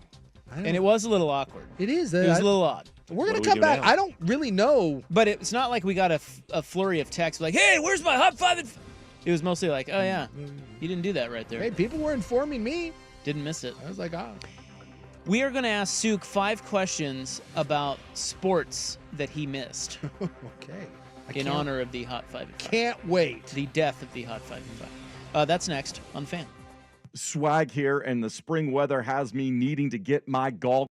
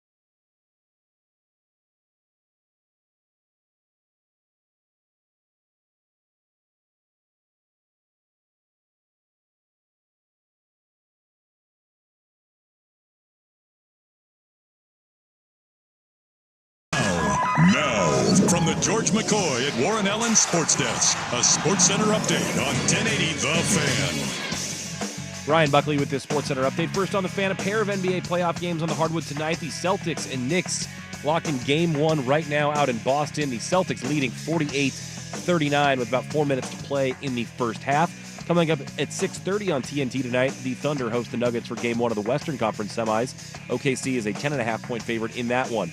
On the ice, just moments away from puck drop between the Maple Leafs and Panthers up in Toronto. That is Game 1 of the Eastern Conference semis. It's over on ESPN. In the NFL, the Ravens have released kicker Justin Tucker after the team drafted used a 6th-round pick on his replacement in last month's draft. Tucker's also being investigated by the NFL for sexual misconduct. On the college gridiron, top-rated prep quarterback Jared Curtis out of Nashville has committed to the Georgia Bulldogs, edging out the Oregon Ducks, who are also competing for his services. And elsewhere in the Big Ten, Michigan head coach Sherrone Moore will serve a 2-game suspension related to the Connor Stallions investigation. Moore will serve that 2-game suspension weeks 3 and 4 of the season. More sports scores and stories in 30 minutes. I'm Ryan Buckley at the George McCoy at Warren Allen Sports Desk. Hurt and missing work, insurance companies acting like jerks. Don't call your mom. Call George McCoy at warrenallen.com. This is your home for year-round NFL coverage. The Odyssey app and Portland's sports leader, 1080 The Fan. Good afternoon. At the tone, Pacific Daylight Time will be... It's 5 o'clock. 5 o'clock. One step closer to my own personal hell. This is Primetime on Sports Radio 1080 The Fan. We expect the best. We're not afraid to break someone. Do you hear me? Primetime is your source for the best in local, regional, and national sports. Go ahead and clap. Mediocrity deserves applause. Isaac Robb. I'm miserable. I had to get up at 10 o'clock this morning. Jason Sakanik. I'm a dude playing a dude disguised as another dude. Primetime on 1080 The Fan. All right. Welcome back. Hope you're having a nice little Monday. I don't know anymore what's happening on a Monday. What do you mean? Well, I keep waiting for the Hot 5 at 5, and nope. I don't know. Well, it's only 5:06, to be fair. Yeah, normally we'd build up. We're about like 5 minutes away. But, when it hits 5:11 and we haven't started the Hot 5 at 5, I'm going to feel very uncomfortable. I do feel a little strange blowing it out right after the death of Jeff Austin. You feel some remorse. I feel like that's a shot across the bow of the SS Austin. It could be. First of all, he doesn't care. And it also wasn't related to that. It was because it was sponsored and now it's not. Yeah, so we don't have to have it for that reason. The sponsor, look, I could see him being like, what the hell? I leave and then all of a sudden they blow that out. Because that was his idea, the Hot 5. Well, he likes sellable elements, you know? Yeah, and there is an element to that. We couldn't resell the Hot 5 at 5. So Victor Rico's is no longer the sponsor of it. Yeah. And when I heard that news, I looked at Cooley and I said, what do you think of the Hot 5 at 5? Yeah. And he was like, no segment has killed more fun on the station than the Hot 5 at 5. Well, that's just because I would figured Ryan Cooley would be like, you shut up because we're going to resell the Hot 5 at 5. No, he loves ITN. Look at that. And so now... Well, this is a massive upset. I feel like it's an insult to Jeff Austin, but also a massive upset that listen, if you want the Hot 5 at 5, don't retire! Well, so now is the 5 o'clock... What if we just renamed it again? Remember the old Power Hour? Yeah. Like if someone wants to sponsor, they're like, hey, I want to sponsor the Hot 5 at 5. You just sponsor the Power Hour. Sponsor Big Souk's hat or something. I don't know. There's a lot of things to sponsor. Hey, the Nazi Power Hour. Where do I find that? We don't have to do crappy By the way, we should not call this headline. The Nazi Power Hour. That would be uncomfortable. No, you're right. Don't do that. Anyway, Cooley was like, yeah, I'm good with it. And then I asked Dusty because he's our new leader, and he's like, yeah, I don't. He's like, whatever. Whatever. Nobody's attached to the Hot 5. And then we workshopped a little bit. We came on the air and we talked about it. And a lot of people text in because the listeners, look, if it's a super popular segment, we're not going to kill it. Yeah. But the listeners were texting and they were like, it's kind of redundant. Buck already does a sports snort there. We're always late to it. I mean, it's like, it's just, it's run its course. It's time to move on. This is Primetime 2.0. It's seen better days. So it's out. Okay. And it's going to be awkward for a while. In place of it, we will do nothing. All right. We thought about doing a not 5 at 5 of dumb stories, but we'd rather do nothing.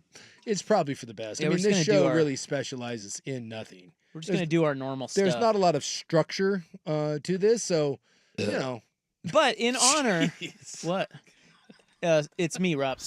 Big Souk's back. He's right over there. Right here. But in honor not named Pope of the Hot 5 at 5, I do want to ask you 5 questions about things that you missed. This would be a good way to, one, eulogize the Hot 5 at 5, but also hear your take on some things that we didn't get to hear your take on. Yeah, I've had a lot of hot takes. And, well, I bet. You left for the draft, I've had no one to spew them to. Well, you have friends. Italians. They don't want to hear my takes. People on your Turkish airliner.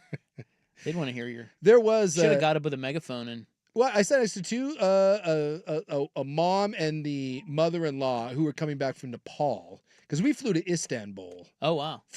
That's where was our connecting flight, and So they were asking me about Italy, and there was a there was a Muslim gentleman sitting across the way from me with two women that were all covered in the burqas, and he was none too happy with me talking about the Vatican. Dude was just giving me the death stare. In fact, it got a little awkward. I thought he was gonna say something. I was like, not Catholic. I'm just kind of a cool experience. Don't think he was a big fan of the Catholic Church. Well, yeah, whatever. That's what I said. You're in a public. I kind of want to be like, dude, just mind your own business. Yeah, dude. Put in your ear pods. Yeah, quit giving me the frowning of a lifetime, my man. Well, anyway, what was I going to tell you? I don't know. You were going to ask me questions about things I missed. Yeah. And well, you left for the draft. I did leave for the draft. I didn't have a choice. It wasn't my trip. I was just kind of. I think you did have a choice. I didn't. That said, it was someone else's trip that I was piggybacking on. I can't be like, hey, you need to move that. That is the first draft I've missed, though, in 21 years. I bet it's not. It is. That's the first NFL draft I've missed. I don't even know you anymore. We needed you. Sorry. We had to have Nimick in here, for God's sakes. He's the draft guy. Oh, he loves it. That dude. Dude, do you know how many bets he had on the NBA draft? Not or NBA, I mean the NFL draft. Well, he tells me about them all. Like he texts me, and and it's a thing, dude. That guy is like, that's like the Ryan Buckley when it comes to the. He had like 80 bets. Yeah, and he says he's already placed some for next year because he bets on, like for example, Arch Manning is the odds-on favorite to be the #1 pick. Yeah. And Nemec is always like, he's not going to be the number. Same thing with Shedeur Sanders. Yes. He's like, he might not even go to the NFL. Yeah. So he bets on guys, like he bets them now instead of until the word gets out. You know, he does it all the time. Yeah, he's always got an NFL draft. That is his. The NFL draft is his. Dude, it's his moment. He was. Trust me, during the breaks, like he wouldn't shut up about it. It was unbelievable. He goes way deeper than I could imagine. So I think he bet on like Drew Aller, maybe #1 pick, and then like Nussmeier. So he sprinkles, different guys that he thinks could, based on his. Yeah, he likes value. Based on how he evaluates the time, because he does watch these guys closely. Yes, he does. He then places. Anyway, he had like 70 or 80 bets on the stupid NFL. Unbelievable. Yeah, I think he was at 80 plus. Like how do you even track all that? Oh, believe me, he's shown me. I'm sure he does. Well, that's like Buckley. Whenever we talk to Buckley at any given time, Buckley's got like 9 different angles going. Well, you didn't have 80 bets on the NFL draft, did you? No, I had closer to 15. Yeah, that's more Buckley. Yeah. Right there. Manageable. Anyway. But Nemec didn't have 36 superfectas, so. That's true. I bet he did. You think so? Probably. Maybe he did. Probably placed him last year. He went out to the track and He was in the stable when the horses were being sired by the Secretary of Descendants. I don't know anyone that in my life that loves something more than Nemec loves the NFL draft. You know, it was actually a really good story of he told me off the air. He should tell it on the air. I don't know if he has, but how he got into player evaluation is actually a really cool story. It goes all the way back to his childhood. I don't know if I know this one. Yeah, and I won't do it any justice, so I'll let him tell it. But it's it started with him very young, and it started with him as a bonding experience with his dad, which how any great thing starts. That's cool. And so he's really good at it. He is. loves that. Anyway, when we come back, Big Souk gets 5 hard-hitting questions. You know. Was this the Craig Kilborn used to do this, right? He would do the. I don't know. Kilborn. Whatever had that. happened to Kilby? I loved. Where's Kilby? Dude, the Craig Kilborn show back in the day. I'm sorry, I don't know what happened to that, but he was phenomenal. I loved that thing. Is he just sitting on a pile of money somewhere? I don't know, dude. He just disappeared. Like the last thing I remember him doing is he was like the jerk boyfriend in Old School. That's the last thing I. Oh yeah. He had a bit part. It's the last thing I remember him doing. Oh, here it is. He has a podcast. Okay. It's called The Life Gorgeous. Oh, boy. Since 2022. It's probably pretty good. He's an interesting guy. But he is. I was a big to Craig Kilborn fan. Better show, the Craig Kilborn show or Late with Conan O'Brien? Boy, that's because I tell you what, there was a moment in time where Conan at the midnight show or the 11 o'clock show, whichever one it was. It was the late It was show. the midnight show. Yeah. After Letterman or whatever. Yeah. Whatever channel he was on. Well, I don't remember. It was after Leno. the Leno. Yeah. That show was cooking. Yes. It was 12:30 when it came on. Yeah. And when he would come on, the late show with Conan O'Brien is as good as late night television has ever been. Yeah, it was good. But then when it It changed. It changed. I think he lost some of his riders. But when he had like Masturbating Bear and they would do in the year 2000. Well, he had the Triumph. Yeah, dude, that's rarefied air. So better show. Conan, Kilby. I love Kilby, but no. It's Conan. Pete Conan Yeah. might be my favorite late night talk show host ever. Legit. Yes. All right. 5 questions for Souk. His draft thoughts next on the Fan. You know. Now, here's a quick look at Portland traffic. It's pretty tough if you're headed into downtown Portland. You're right on northbound 5. Slowdowns begin near Spring Garden. They don't let up until you get to the Interstate Bridge. Both directions of 26 heavy from the Tandsboro area getting to Beaverton. I'm Casey. That's traffic. This is the story of the one. As a safety manager at a manufacturing plant, he does everything he can to keep his coworkers safe. From finding ways to reduce risks to keeping safety supplies in stock. And for that, he relies on Grainger. Grainger offers a broad range of quality products and next-day delivery, so he can always play it safe. Call 1-800-GRAINGER, click Grainger.com, or just stop by. Grainger, for the ones who get it done. The mountain isn't just for skiing.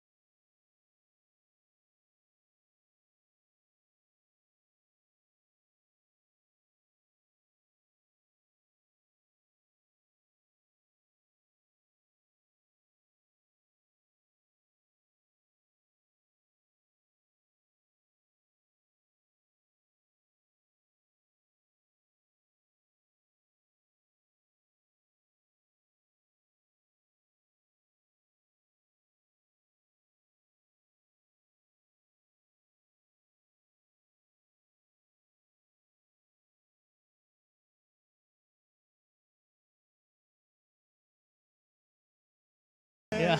We got a problematic racist drop from me. That is. That was, of course, I was talking about wine. Whew. But Yes, problematic out of yes. context. Glad to see that you've thrown a couple of the whites in there to go along with mine. Here's another thing that's happened to me as I get older. I'm moving more into the whites. Of course you are. Of course you are. I mean, Well, wine. I'm talking about wine. You know, I've always preferred the whites.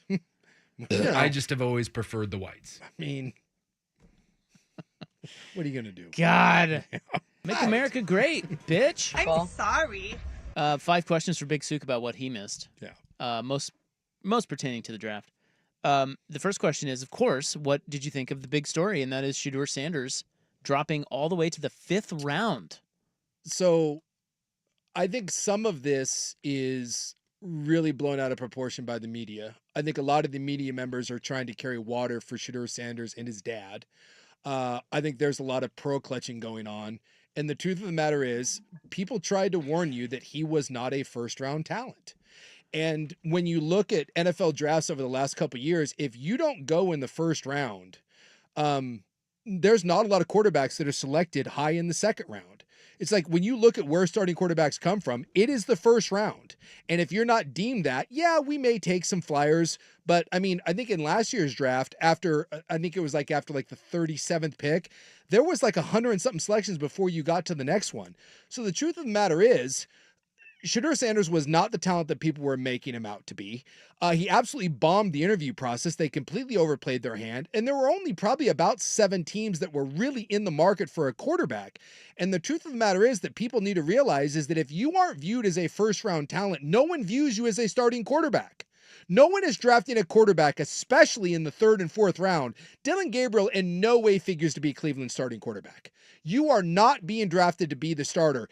And the truth of the matter is, when it comes to the Shedeur Sanders things,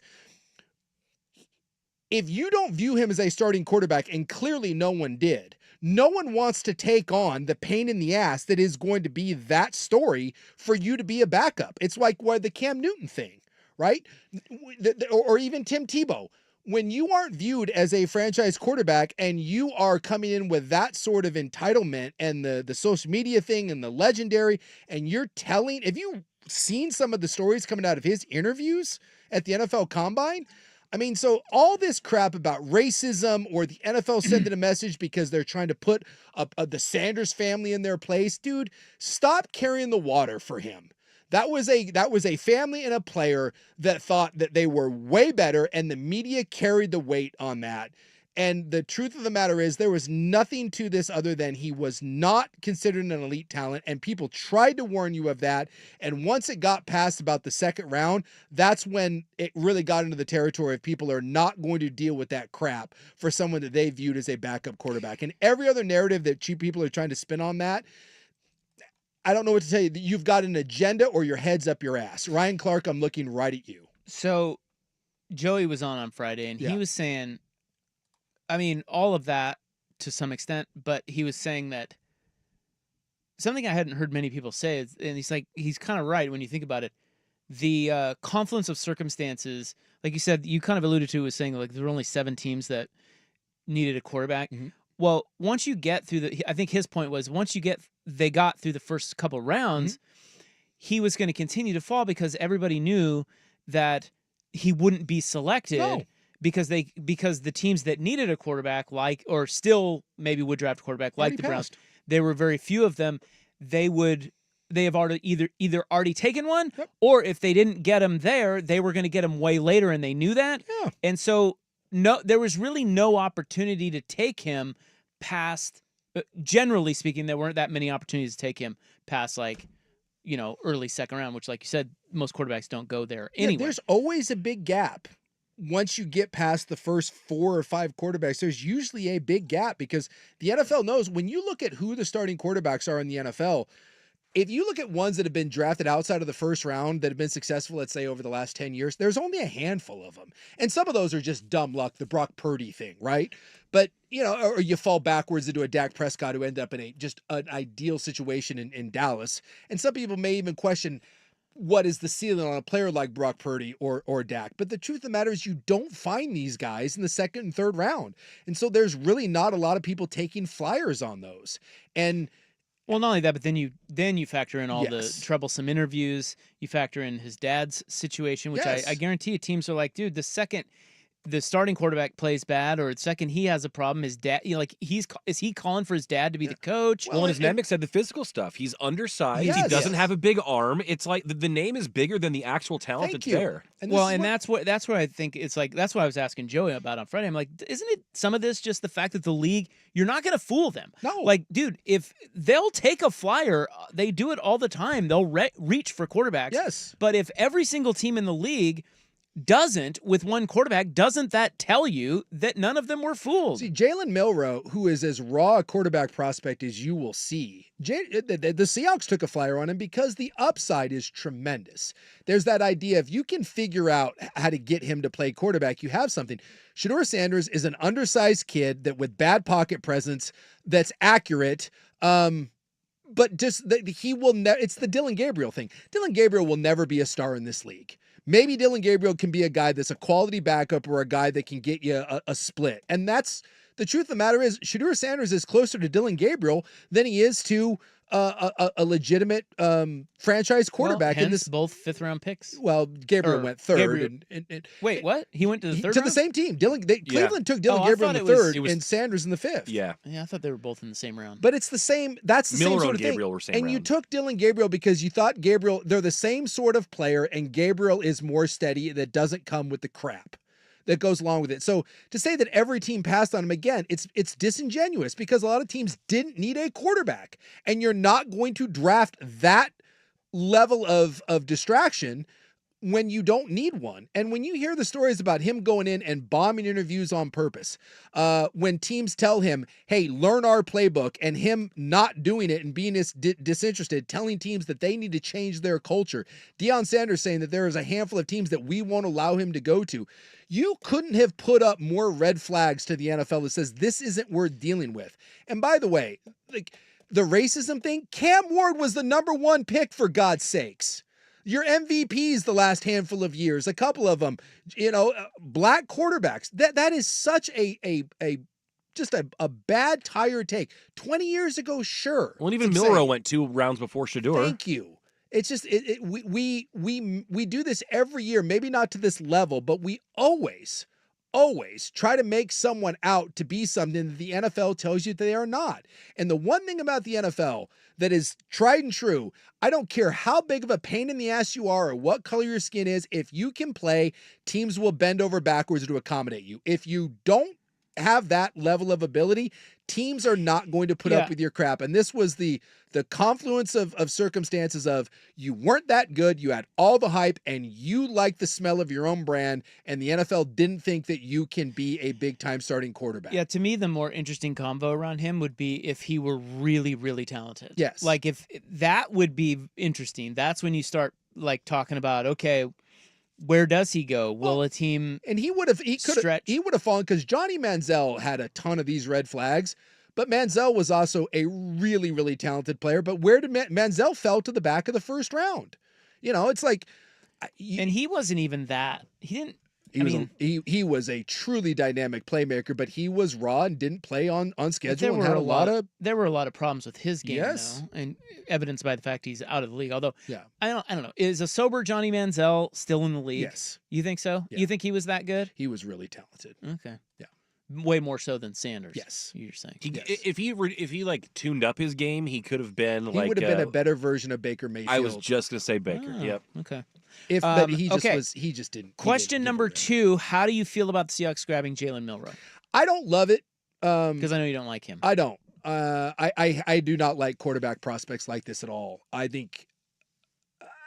I just think to me, the Seahawks had enough holes where you're drafting him. If you're drafting someone in that, I still think you needed roster players. But I get it. I get why you do it. I think 3rd round, right, for Milroe. Mm-hmm. As long as you know that is a 3 to 4 year project. But if I watched him play at Alabama a bunch, and he is not a good quarterback. He is a physical freak, but he is not a good quarterback. And I would ask the question, when is the last time that a physical freak that was bad, and he is a bad quarterback, succeeded? Because you can bring up Josh Allen. Josh Allen was not a bad quarterback. Josh Allen was a very raw quarterback, but Josh Allen was not a bad quarterback.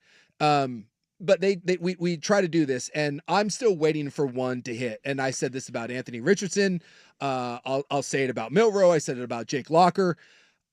I don't get it, but at that point, maybe the athletic profile is just so good, and someone will always see something and say, if we can just clean it up, and as long as you sit him and he is not part of your immediate future, I understand. I just don't like, that's the one position where I don't like betting on athletes, because it doesn't work.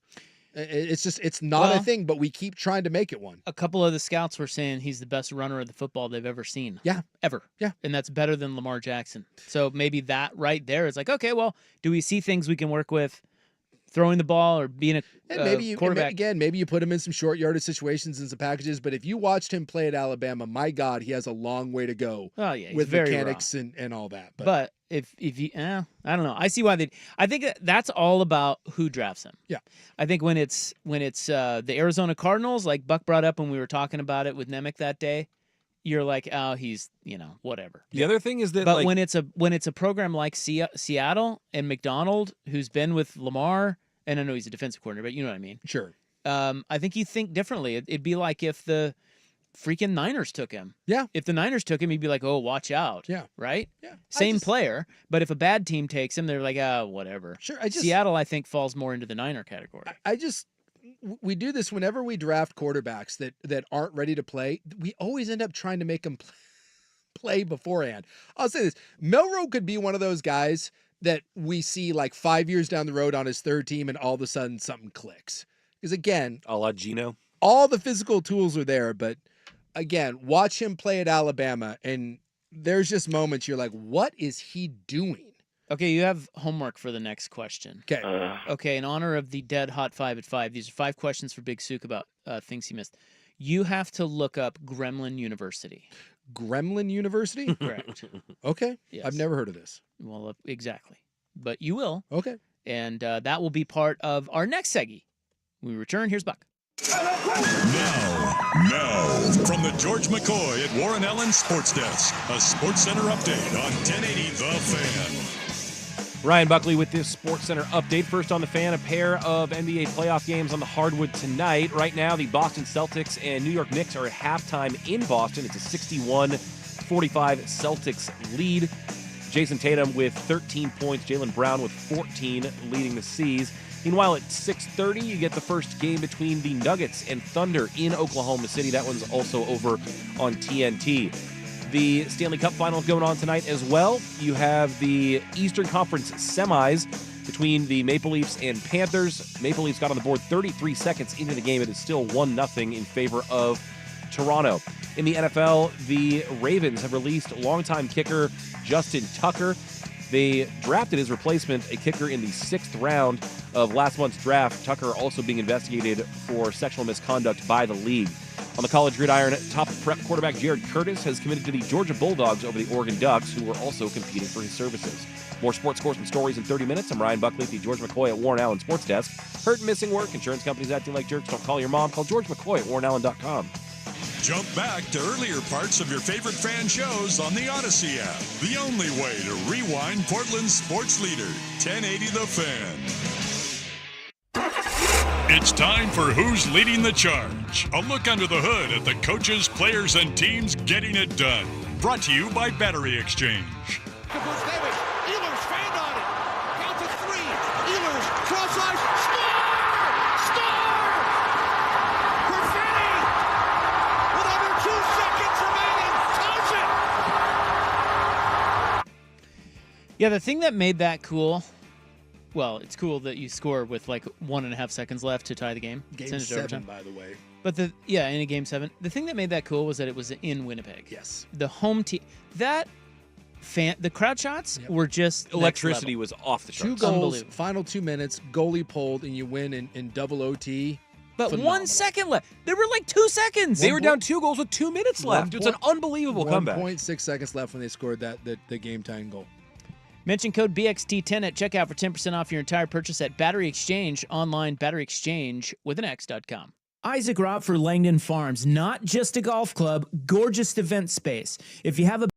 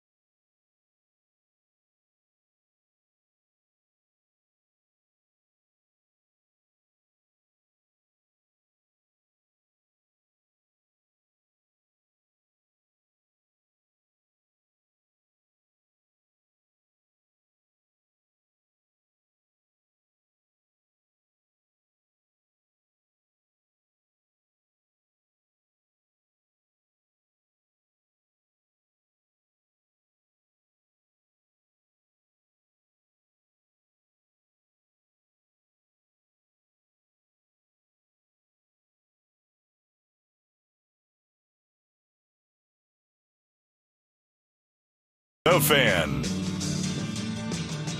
All right, we're talking with Big Souk here. Hey. He's on his show.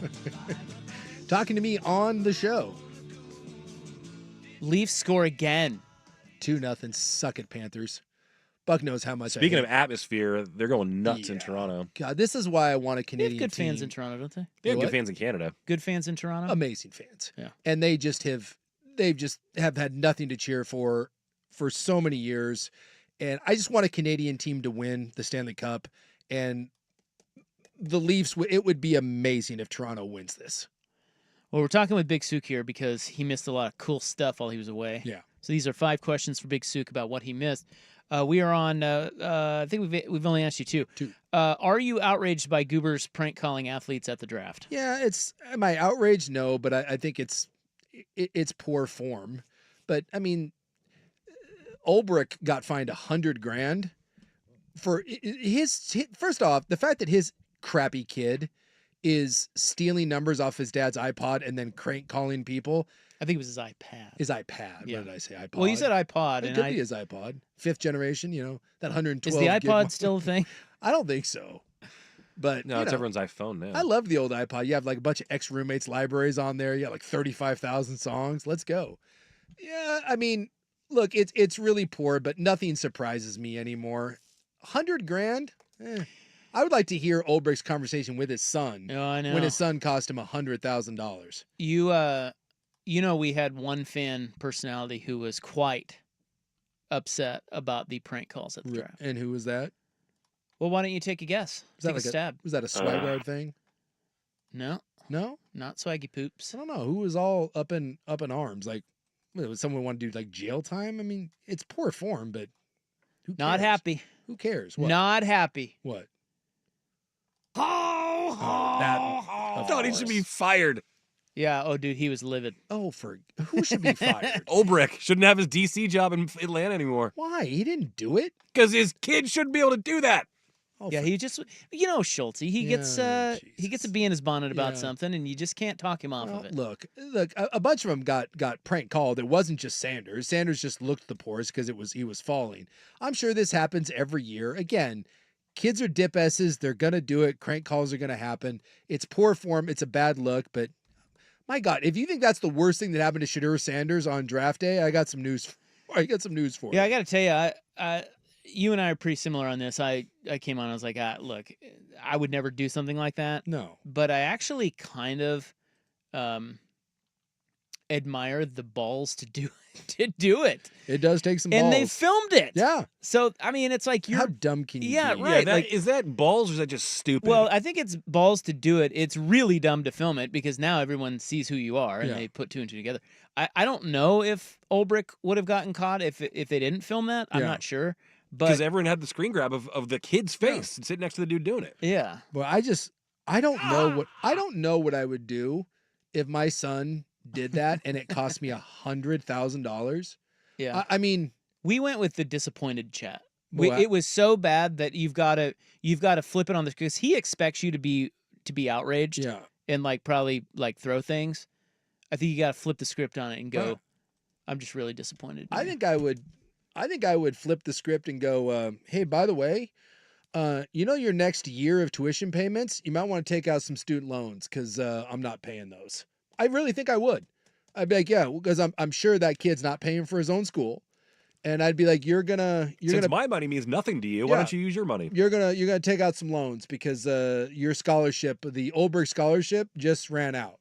And good luck with the rest of that. And that, to me, that's a fair. Maybe I wouldn't yell. I would just call him and do that and be like, yeah, that's seems about right. 2 queries remain for you. Oh, Jace. I should have known it was Schultz. Poor form on me for not I was knowing it's teeing you Schultz. up for that, and you missed it. Yeah, I missed that one. You swung and missed. Sorry, I was caught up in this Maple Leafs game. What are your thoughts on Gremlin University?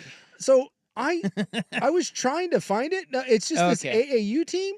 Yeah, so they're an AAU. You didn't watch. Have you watched their highlights? Yeah, you got to watch the vids. I was on YouTube and was looking at it. As far as I can tell, it's just a bunch of douchey AAU kids that do bits. Yeah, they're grade A trolls. Yeah, they're just trolls. Yeah, and their coach is named Not So or not Air Jordan or not so Air Jordan or something like that. Like I couldn't accept that what I was Googling was, what is Gremlin University? No, that's what it is. Okay. It's an AAU team. And I think they're like 8th graders. Like they're not old. Yeah, there's a white kid with dreadlocks on here. And Yeah, they're wearing a like mullet dreads. Yeah, they're wearing like old Toronto Raptors kind of jerseys. So if you haven't seen it, someone's putting a trash can on him. The white kid with mullet dreads kind of humps the basketball before he drains a three. Yeah. And then he crab What a walks move, back by on the way. defense. Yeah, it's a whole thing. Which is the more outlandish move, the humping of the basketball or the crab walk back on defense? I'm gonna go crab walk on that. So why? And then a kid like, I think he dunks or gets a layup or something, and he grabs somebody's phone out of the stands and starts doing selfies on his way back down the court. So they're great A-trolls, and everyone hates them. Yeah. But the problem is they're really good. And this coach is like trying to capitalize on it. He's selling merch, and he's got like 150,000 followers on Instagram. Yeah. It's like this whole bit that they're doing. Yeah. When we talked about this while you were away, I thought there is nothing in the world Souk will hate more than Gremlin University. No, this is everything that's wrong with society. Like, and that's exactly what I thought you would say. Yeah, it's everything that's wrong, because it just, the fact that we are encouraging this and that these kids are going to monetize it, this is everything that is wrong. This is what leads to people prank calling and costing their dad $100,000. And there was nothing. How are these? These are underage kids. Like I said, I think they're 8th graders. Okay. Well, then they may be a little older. They look a little older. Yeah. There's nothing I would love to see more than to someone I would pay to watch someone beat them. Like if you're in. If they did they this got you. And someone just repeatedly punched them in the face, I would pay good money for that. Oh, not like beat them on the court. No, like no. Beat them up. I want to physically beat them up. So, but yes, as someone said, humans are doomed. This is the downfall of society. And finally, last question. This is 5 questions for Big Souk about what he missed. Who is this? Only you. That's Sam Elliott. Who is this? Only you. Well, that's not Sam Elliott, but it's someone doing Sam Elliott. You don't think that's Sam Elliott? No, I don't. I think that's someone doing you. Someone's doing a Sam Elliott impression. Only you. Only you. Only you. The first one, Only Sam. you. Only you. Wing and a foul. Oh, sorry, Who's Rick. the second one? Rick Riz. Who is it? Only you. One more time. Only you. No, that's Sam. All right, you're on. I You're can on tell it. the real Sam Elliott. You're on it. Only you. Who is that? I love Sam. I don't know. I can't place that. Only you. Hold on, let's give him a longer. Okay. bite. You'll get it. We here. have I gotta find that page. Only you. It's a nice attempt. But It's you're not. pretty good. Only you can prevent wildfires. Oh, it's Patrick Harris. Patrick Harris. Okay. Your fill-in. My for, fill-in. Well, it was like a day Yeah, did or a 2 show. days. Yeah.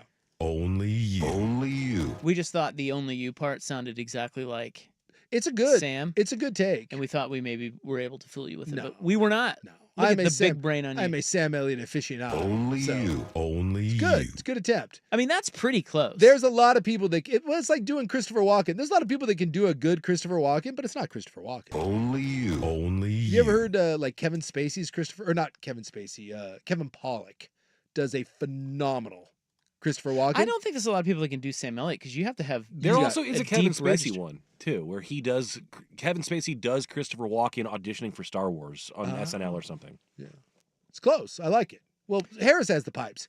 If we're going just on as a total station best voice, it's P. Harris for sure. Yeah, I think it's not close. Yeah, he has the best radio voice of anyone here.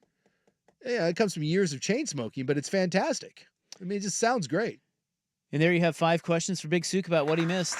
He's back. Hold on, everybody. Now you know what he thinks. See, I wish you wouldn't have brought up the Gremlin University thing, because now it just makes me want to punch. Not I'm punching an 8th grade in the face, and I don't want to do that. Yeah, but, I like to get you violent. Yeah, I've tried to put that part of me behind, but every now and then it comes creeping out. Now the offshoot of that is more kids. By the way, let me just say, our country. If you want to make our country great again, more people should be punched in the face. We are living in a society now where we have grown up with no consequences, and there should be consequences. There really should be, especially for men. Like, there should be a line that if you cross, you're about to take an ass whooping, and I think we would be better off for it. And Gremlin University is one of those. By the way, Maple Leafs just scored again. My God, what is it? 10-0? Well, they just gave one up on the penalty, and they took it right back. And every time they show this crowd, and by the way, the 10,000 people outside, the outside party's just as lit as the in the arena people. It's great. God, give me the Maple Leafs in my veins right now. Let's go. They kept showing that when the Raps. Didn't the Raps make a run a couple years ago? Yeah, they call that place Jurassic Park. Yeah. It's just it's amazing. All right. Well, I'll tell you what the offshoot of Gremlin University is next. They are calling it the biggest fashion statement in all of sports. I'm sure I'll love this too. Yeah, you're going to love this too. Yeah. And then if we have time, I've got fun with audio today, but we'll I don't know. Yeah. We'll see.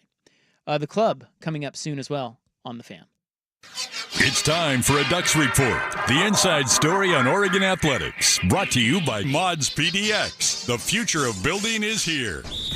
Well, dealer's choice. You want Oregon women's golf? I want Ryder Lions news. Oh, okay. Well, there's now a prediction from On3 Steve Wiltfong, a.k.a. a Fong bomb, that now that they've missed on Jared Curtis, they will flip USC commitment Ryder Lions. Ryder Lions. 5-star out of Folsom. I'd much rather have Ryder Lions than Jared Curtis. That's such a quarterback name. And Ryder Lions? And Curtis had some weird Bama bangs going on. I like the cut of his jib. Oh, Ryder Lions has quite the surfer flow himself. Oh. Where's he from?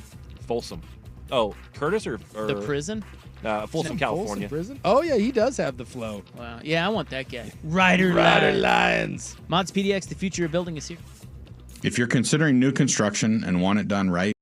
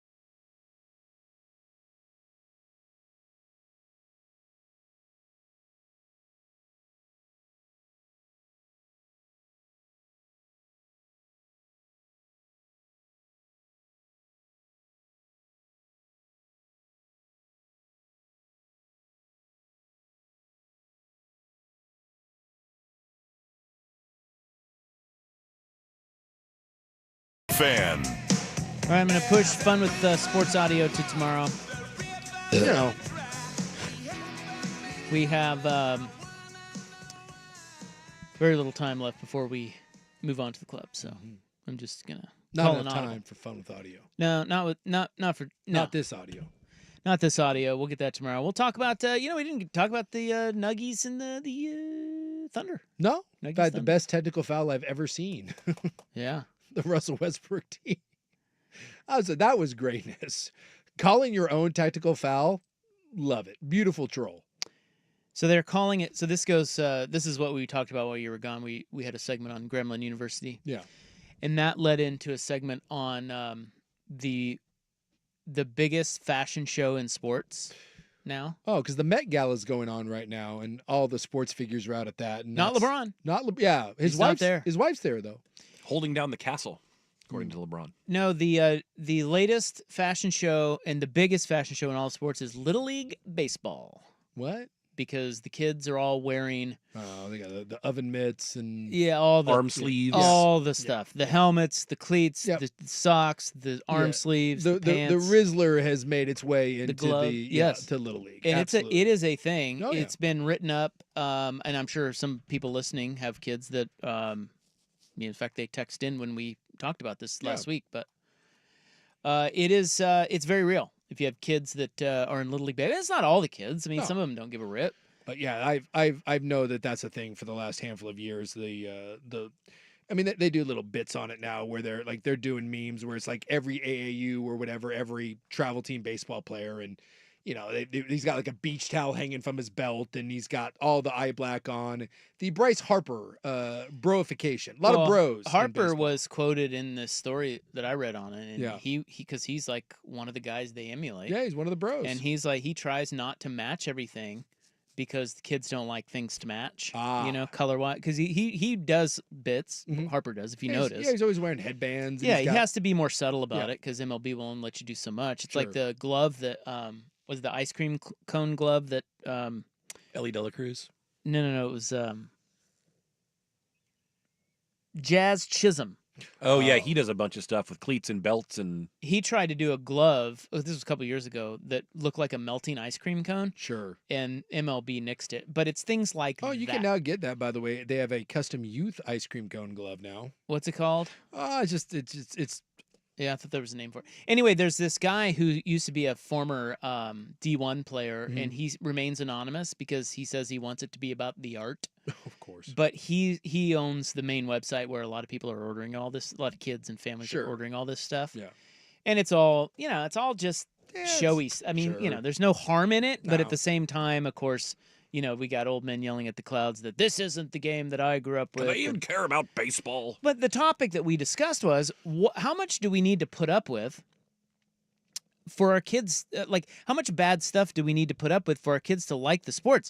Like, I mean, we want them to because baseball's dying. Kids don't want to play baseball. It's too boring. Yeah. Okay, well then they tell you what is interesting to them about baseball, and then we get mad. And then we're like, well, not that. Yeah. Well, no, you can't have that. If you want them interested in the sport, and it's not all of them, but if you want to get kids hooked, maybe that's a good way to do it. Yeah.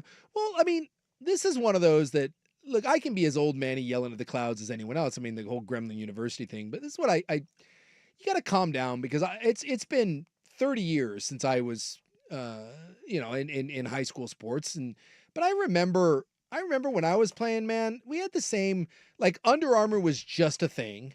And like only a handful of kids had it or wristbands, big neck rolls. Kids would buy their own face masks. You had to have the Deion Sanders cleats were a big deal. I mean, this has always been a thing. It's just to the next level. It's just kind of cranking it up. So, dude, every hobby that we have, I was talking to this with a friend of mine the other day. How many hobbies do we have that you actually enjoy the hobby, and how many just because you like to play? It's like cosplay. Look at golfers, right? How many times do you go out to a course and you see a guy that's like a 17 handicap and like he's dialed in with every golf thing known to He's got man. his rangefinder. He's got all the. Not only that, but golf. We were talking about this with this story, this Little League story. Golf has really kind of gotten into the bro-y. Yes. All these funny little, hats and funny shirts. The YouTube clicks and crews that are like doing like new stuff. Dude, I go to my buddy's a member at a country club, and I go there, and dude, every one of those guys is like every golf polo now is like $150, and it's all skin tight, and they're all it's golf has certainly become a fashion forward thing. Who is it? Jason Day has that one. Yeah. He's Malvin. Yeah, and they're doing all kinds of outrageous bits. That's working. Yeah, he's moving product for them, and everybody laughed at I first. see people in that stuff when I go to the driving range, when I go to the course. Everybody laughed at first, but he kept with it. This stuff is just it's all cyclical. It's just that, so when you think back to when you played, you had your own version of this. This is just the newest one.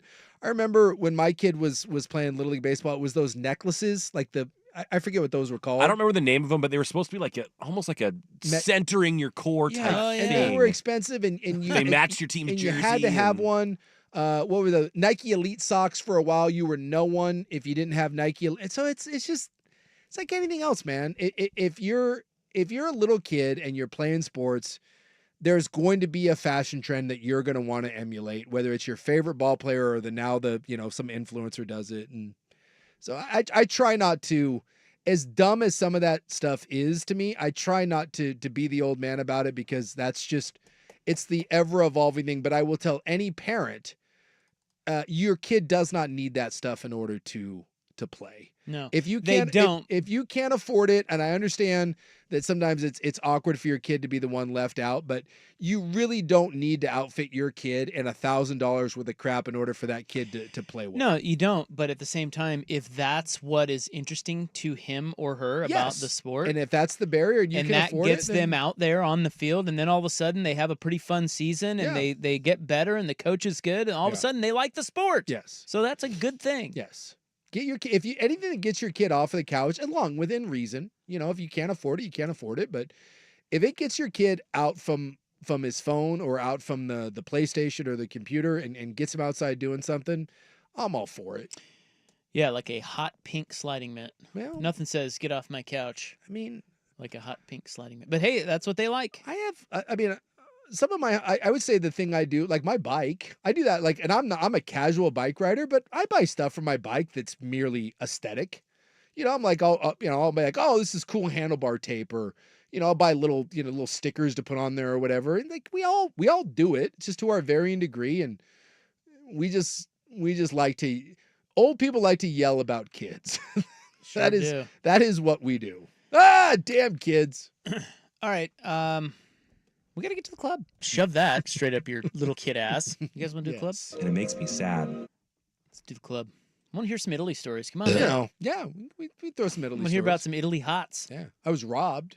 You were robbed? I was robbed. What? Buried the lead. By the most considerate thieves of all time.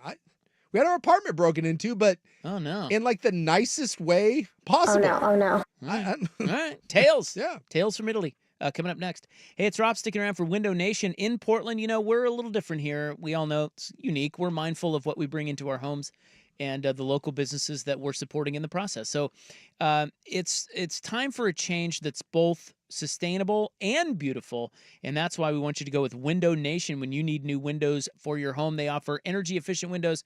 They are made with eco-conscious materials and styles crafted specifically for our homes here in Portland. And their semi-annual sale is back right now, where you get 60% off and a free entry door when you buy a house full of windows. You can also get 0 down, 0 interest, and no payments for 2 years. So you will pay nothing until 2027. Their team has transparent pricing. I trust Window Nation. You should too. They have flexible financing, and they are a team rooted right here in the Northwest, so you can remodel consciously and comfortably. So book your free eco quote today at 866-90-NATION or visit windownation.com. That's 866-90-NATION or windownation.com. 60% off right now for the semi-annual sale at Window Nation, 866-90-NATION or windownation.com.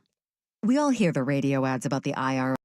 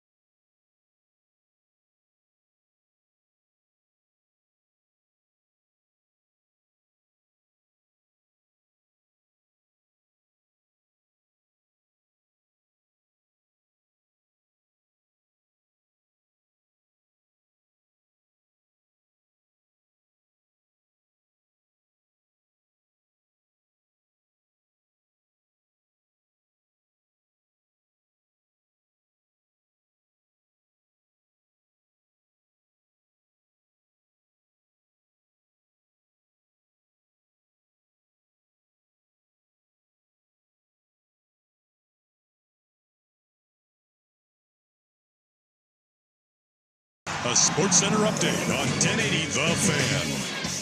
Ryan Buckley with this SportsCenter update. First on the Fan, NBA playoff games going on tonight. The Celtics and Knicks doing battle right now. Boston had opened up a 15-point halftime lead, but that lead is now down to 6. It's 84-78 Boston with about 10 minutes to go in the fourth quarter. Coming up at 6:30, it's game one of the Thunder and Nuggets series in OKC. You can see that one over on TNT.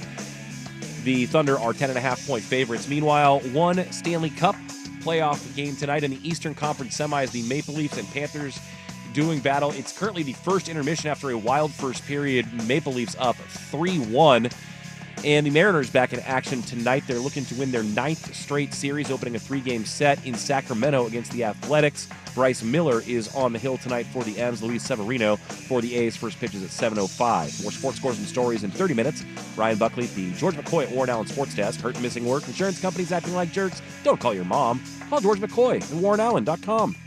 It's back. The 11th annual Fan Golf Classic at Langdon Farms Golf Club happens Tuesday, June 24th. Presented by your local Toyota dealers. Reserve your foursome now at 1080thefan.com. The following show may contain adult themes not suitable for children. Shut the hell up. Club 1080 with Isaac and Souk. It does go well with a chicken. I didn't know hanging out with you was making me smarter. Full disclosure, Morty, it's not.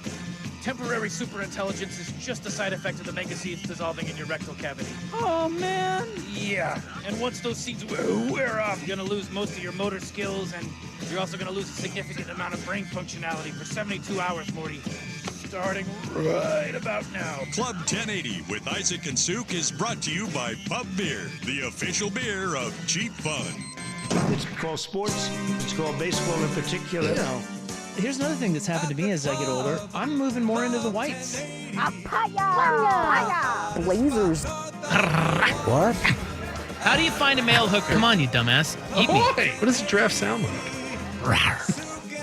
It's not breaking news, dude. Caitlin Clark is wide. Shut up. Blub, blub. 1, 2, 3, 4, 5. Blub, blub. 1, 2, 3, 4, 5. Blub, blub. 1, 2, 3, 4, 5. All right. Fuckink. Yeah, I'm trying to think of the new drops we have procured since you were... I'm excited about you getting into the whites. Yeah. That's great. Join the club. We got this one today. Fakink. Everybody thought I was saying the F word, and so everybody freaked out. So people get up there and they're going, fakink. That's like, Yeah, the photo. camera. Yeah. See, he gets it. I know where you're going with that. They were all over me. They were like, oh, what you do? Oh, Rob, there. The only thing better than mauling a small dog is getting fingered while you do it. You were here for that one. I was here for that one. I don't think I had heard that drop.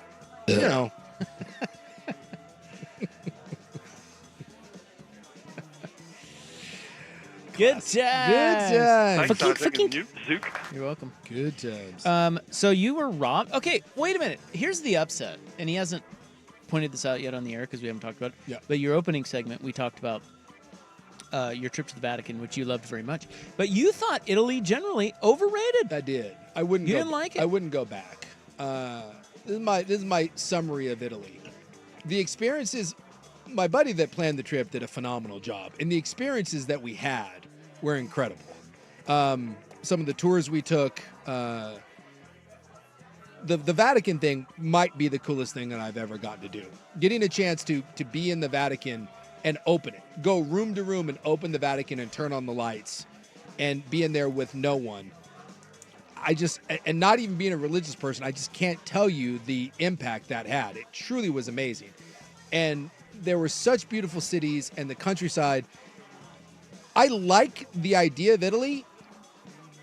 There's just too many people. I never once felt like I was actually like getting to see Italian culture. It was just there with just a million people. Everywhere you went, it just was a swarm.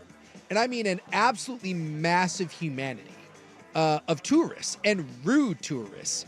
And were they Americans? It's just from all over. It wasn't just the ugly American, although there were plenty of those. I would actually say that some of the Russian and Middle Eastern men were some of the rudest, most aggressive people you could possibly meet. There were groups of French tourists that would just swarm a place, like 40 of them at a time. And it was like talking to locals. You could even tell the locals we were in Venice, which if you got rid of the tourists, Venice may be the most unique and cool place that I've ever been. But we were talking to a guy that was part of the Historical Society that gave us a tour of the city. And you could tell that he just was frustrated the entire time. And he had lived there for 30 plus years. And we were talking to him and he goes, no one lives here anymore. He goes, you really can't. There's like 50,000 supposed permanent residents of Venice, the little island there and the little surrounding area. He said at any given time, there's 150,000 people in the city. So like imagine taking a city of Portland where there's 1 million people that live in the city and then dumping 2 million more people. Well, Venice has always been really touristy. Yeah. I'm surprised to hear you say that about some of the other places you went. Although you did go to the big cities. You went to Florence. You went to Florence, Naples, Rome, Tuscany, and then we went to Venice, and then a bunch of the Tuscany was just overwhelmed with people. And you would go to these little off the beaten paths, and there may not be 10,000 people there, but they were such small little places that 200 people can overwhelm them. And we could, like, everywhere we went, you could not avoid the horde. And I heard and we tried talking to local people, and everywhere we went, we said it was the same thing. They're like, it's just not like it used to be, because there's just so many people that I don't know how to do. It's the best way I can describe it is that I'm glad I went, and I'll never forget it, and I had a really good time, but I wouldn't go back. If someone said next year, hey, let's go to Italy, I'd be like, nah, I'm good. And maybe if you go way up north, or maybe you go way down south and you're just completely out in the middle of nowhere, maybe that's different. But I mean, we cut a big swath through that country and we could not escape it. Do you think that some of that had to do with the fact that the Pope just died and a bunch of people flew in there? It's possible. I mean, we were because there. It's a touristy country, but it's not. And there are certain places of it, like certainly Venice is touristy, but in Rome, but I don't know. I'm surprised to hear you say that about, because there's so many cool, quaint places in Italy that maybe it was just the bad time to go. It's possible. And someone's saying like if you went to Sardinia, super rural, and that's what I'm saying. Maybe if you went there, Sardinia, there's a lot of read up on Sardinia. Maybe it's just way more impacted tourist wise than when you went. I mean, it's entirely possible.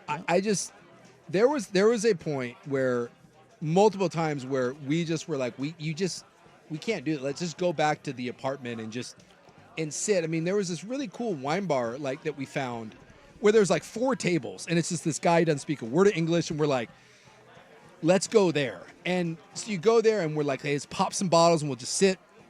We'll have some drinks, and within 10 minutes, your cool little quaint place is just, again, it's overrun, and you're like, well, now this just kind of sucks because there's people just jamming in there. I've never felt more uncomfortable and just mashed into a place, which is like, because you go to Tokyo's got 40 million people, and Tokyo feels less crowded than any place I was at in Italy.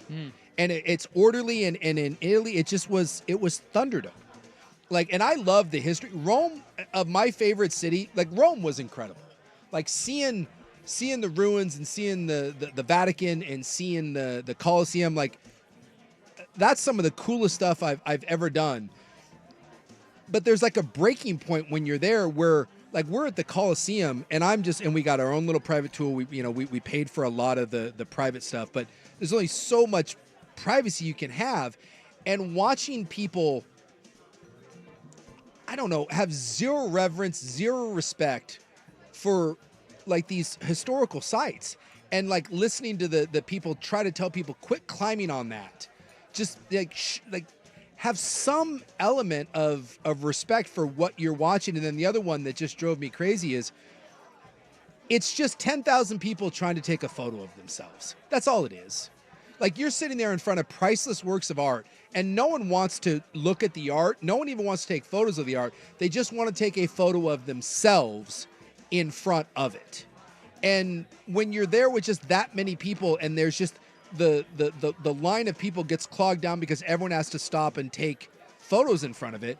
One of the coolest things that we started doing was just waking up at like 5 in the morning and walking the cities at 4:30 or 5 in the morning. Because it was the only time when you could actually walk. That you could actually walk through the city and feel like it was calm and quiet and peaceful.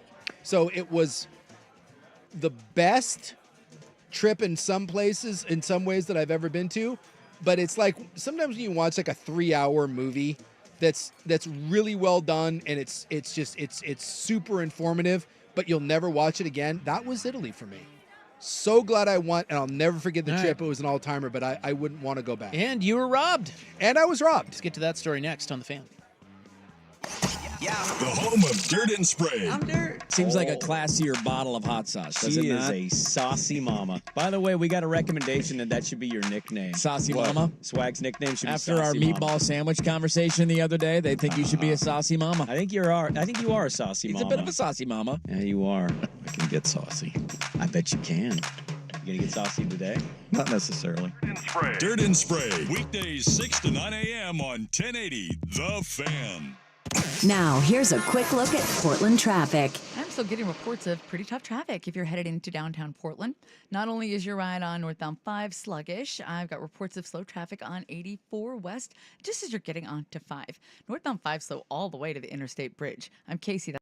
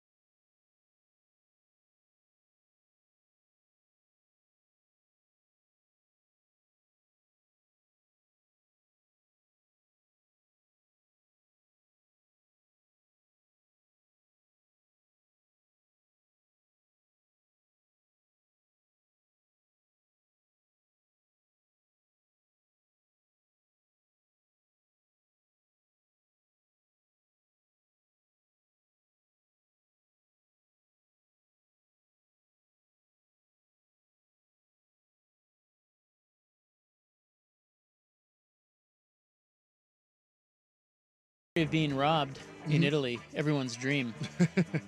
I will say, Italy, the food and wine and that amazing, yeah. just incredible. Like the bread, that was the best part. Tomatoes.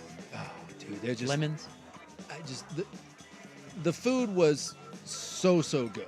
Did you have limoncello? Yes. Do you like limoncello? I had a limoncello spritz, which was also delightful. Those are great. There's just something great about. You got to watch out for those, though. Yeah, they'll sneak up on you. My wife got spritzed one night. Oh, baby. There's just something great. No matter where you go, you can just say, "Hey, bottle of the house red," and it's phenomenal. And then you're eating like 9 loaves of bread. We also discovered that the move is just wherever we went, there was a table lasagna. We just ate family style, and the trip was made because I had some good buddies there, and just everywhere we went, we just ordered an ton of food, and so the table is wherever we went, we all ordered something. Should we get a table lasagna? Yeah, let's get a table lasagna. And then you're getting a walk-in slice. As we're walking around, we're like, yeah, why don't we get a walk-in slice? How was Buca di Beppo? The Buca di Beppo. Or Olive Garden. Did you go to Olive Garden? Oh, no. We did look up, by the way. The joke was lost on him. He didn't know what Buca di Beppo was. I didn't know. What is that? It's just a stupid Italian chain. You've never heard of Buca di Beppo? Buca di Beppo. No. Bad Italian food. Well, we were joking because we did the same buddy that I was with was one that he was the guy that I went to Chili's with in freaking Mexico City. In Mexico City. So we did look up. We're like, because I was like, that story gets made fun of all the time. I said, if there is an Olive Garden in Italy, you know we're going, right? He's like, oh yeah. Or Sbarro. There is no Olive Garden. We looked in the entire country. Boy, I smell a business opportunity. Just had there been, we were going to go 100%. If we open an Olive Garden in, say, Florence, how do you think we'd do? I think if you opened anything in Florence, there's just so many people. You'd probably kill it with an Olive Garden in Rome, right? Yeah. What, would you? With all the tourists there? Yeah. Well, we at one of the train stations, in between, we were training around. We were going to try to go to the McDonald's. Dude, the line was around the corner. So, like, the McDonald's are very, very popular there. So why not the... What does the Italian McDonald's have that we don't have? What did we have? They had a burger that was unique. I'm trying to remember. Like marinara on it or Caprese burger? Or something yeah, there was something. It was like a fresh mozzarella. But yeah, we coined the phrase table lasagna. So next time you're in an Italian joint, order your dishes and then get a table lasagna. It's the move. That's next level. I like that. Yeah, table lasagna and then the walk-in slice and the walk-in cannoli as you're just cruising around. On your way to dinner, it was a common practice because there was in Venice especially there was a little pizza place right as you left our apartment. I don't think I walked by there without, it's one walk-in slice as I'm cruising. Walk-in slice and a road wine. You guys are walking like 10 miles a day. You're walking it off. No big deal. Oh, yeah. We had like 30,000 steps a day. We just walked around the whole country. It's true. You lose weight there. Yeah, it was. You think you eat a ton and drink a ton, which you probably do. Yes. But you walk everywhere. And it's not as, their food, I don't know what you think, but it's just way less fattening than our crap. Heavy. Yeah. Yeah, it's not as heavy. The food and the wine and just the architecture, it's great. Like I said, I loved Italy. It's hard to enjoy something when you're there with 8 gajillion other people that don't give a F about anything other than taking selfies. I thought I would corkscrew this story in here before we hear about you being robbed. Yeah. An American tourist. Now, this happened while you were there. This, it sounds like it was this Friday, this past Friday. But if it was the Friday before... I wondered for 1 second if it was our boy there. Yeah, it might have been you. What'd I do? An American tourist in Rome impaled himself on a metal fence at the Colosseum while trying to take a selfie. See, that... the selfie part made it not Souk. That's when I knew it wasn't him. I wish I would have been there to see it. Or so Souk that pushed him. So that I... yeah, there we go. That almost happened a time or two. There was one when we were at the Coliseum and this bratty, like 8-year-old kid, the parent shoved them up on top of like one of the ruin walls. And by the way, the other side of it was like a 50-foot fall. And the one of the tour people was yelling at him to get down. And the dad begrudgingly took the kid down. And as soon as the tour person turned their back, the kid got shoved back up there. I was like, oh my, had it not been a kid, I was like, I hope you fall. Screaming in pain. This man was left helplessly dangling for 20 minutes Oh, impaled? Impaled. Oh. He is a 47-year-old U.S. man. Apparently, he lives in Taiwan, but he pierced his spine and needed 80 stitches. It took paramedics more than 20 minutes to remove him from the metal railing. He screamed until he lost consciousness and then hung lifelessly from the fence in a horrifying scene witnessed by crowds of tourists. Oh, my God. Yeah. The man... I wouldn't have been horrified. I would have been like, that's what you get, dumbass. Is believed to have climbed the railing which lines the arches of the Roman monument in an attempt to get a better view or take a selfie. It was to take a selfie. You know it. Stunned visitors quickly called paramedics. Again, that's the part that I just was the most annoying thing. No one, but the vast majority of people were only interested in taking a selfie in front of whatever we were staring at. But by far the most beautiful country that I've ever seen. Like the architecture and that stuff, just incredible. Just ruined by the people. So who stole all your money? Yeah, so we have a working theory that, because we're at an Airbnb in Florence, and we got our apartment broken into, and we have a working theory. We think it's an inside job. There was a cleaning person and someone outside that were kind of loitering around when we were coming and going. And when you shut the door locks, but there's you can take a key and actually lock it with like a deadbolt. We didn't think anything about it because there's like 2 gates that you have to go to even get into the building. And when you shut the door, it automatically locks. Well, but when that door's shut, you can easily probably jimmy it open. All you have to do is like if you had a car or a screwdriver. So someone jimmied the front door open, but they still had to get in through the 2 downstairs doors. So it's probably easy for a cleaning guy or whatever to just leave those open. Someone to walk up, hey, those guys left. And our working theory is they do this a bunch and they steal enough for it to be useful for them, but also not enough to you will raise a ruckus. So when we got in and we realized that we had been robbed, and by the way, we were in the apartment for a couple minutes before we figured it out. Our buddy came in and someone had dumped his suitcase out all over his bed, and they had actually stolen his suitcase. And so then we started going through it and we were like, whoa, this is missing, that's missing. They didn't take our passports. They didn't steal my buddy's like $2,000 laptop. They didn't steal my other friend's iPad. They took my buddy's passport wallet, but took his passport out of it. He had a Louis Vuitton passport wallet, you bougie dude. But they didn't take his passport, right? They didn't take anything where you would really cause a ruckus and call the police.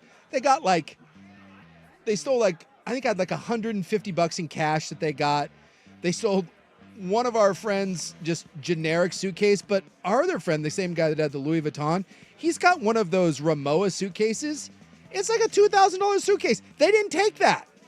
God. Yeah. What's up with you rich guys? Well, traveling? It's not me. It's him. You have a $1,000 bag. I didn't take that. Why not? Because I didn't want. You got a nicer new one. Would have gotten stolen. No, I had a little roller case from because I knew we were walking everywhere, so I had the roller case. They took the BTJ got me a little toiletry kit from like Etsy, and it's like cowhide. A cowhide rug. It's got the actual cow fur on it. They stole that.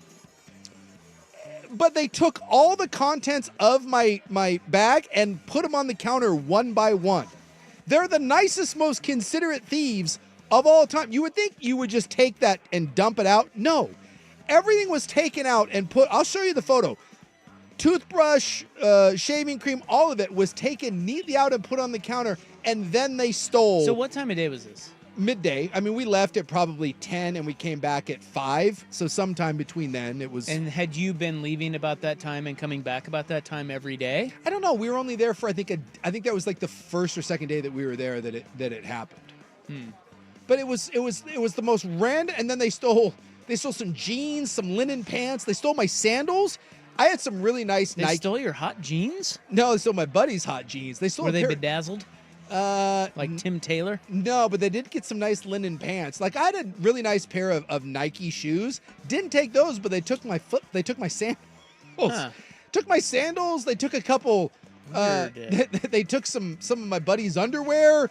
It was the weirdest hodgepodge. They shut all the windows in the apartment. It was like I don't know. No one can figure out why anything happened. I had a pair of Oakleys in there. Didn't take those. It was the most random collection. It's like you were it's like a blind person stole from you and they just randomly picked stuff. Yeah.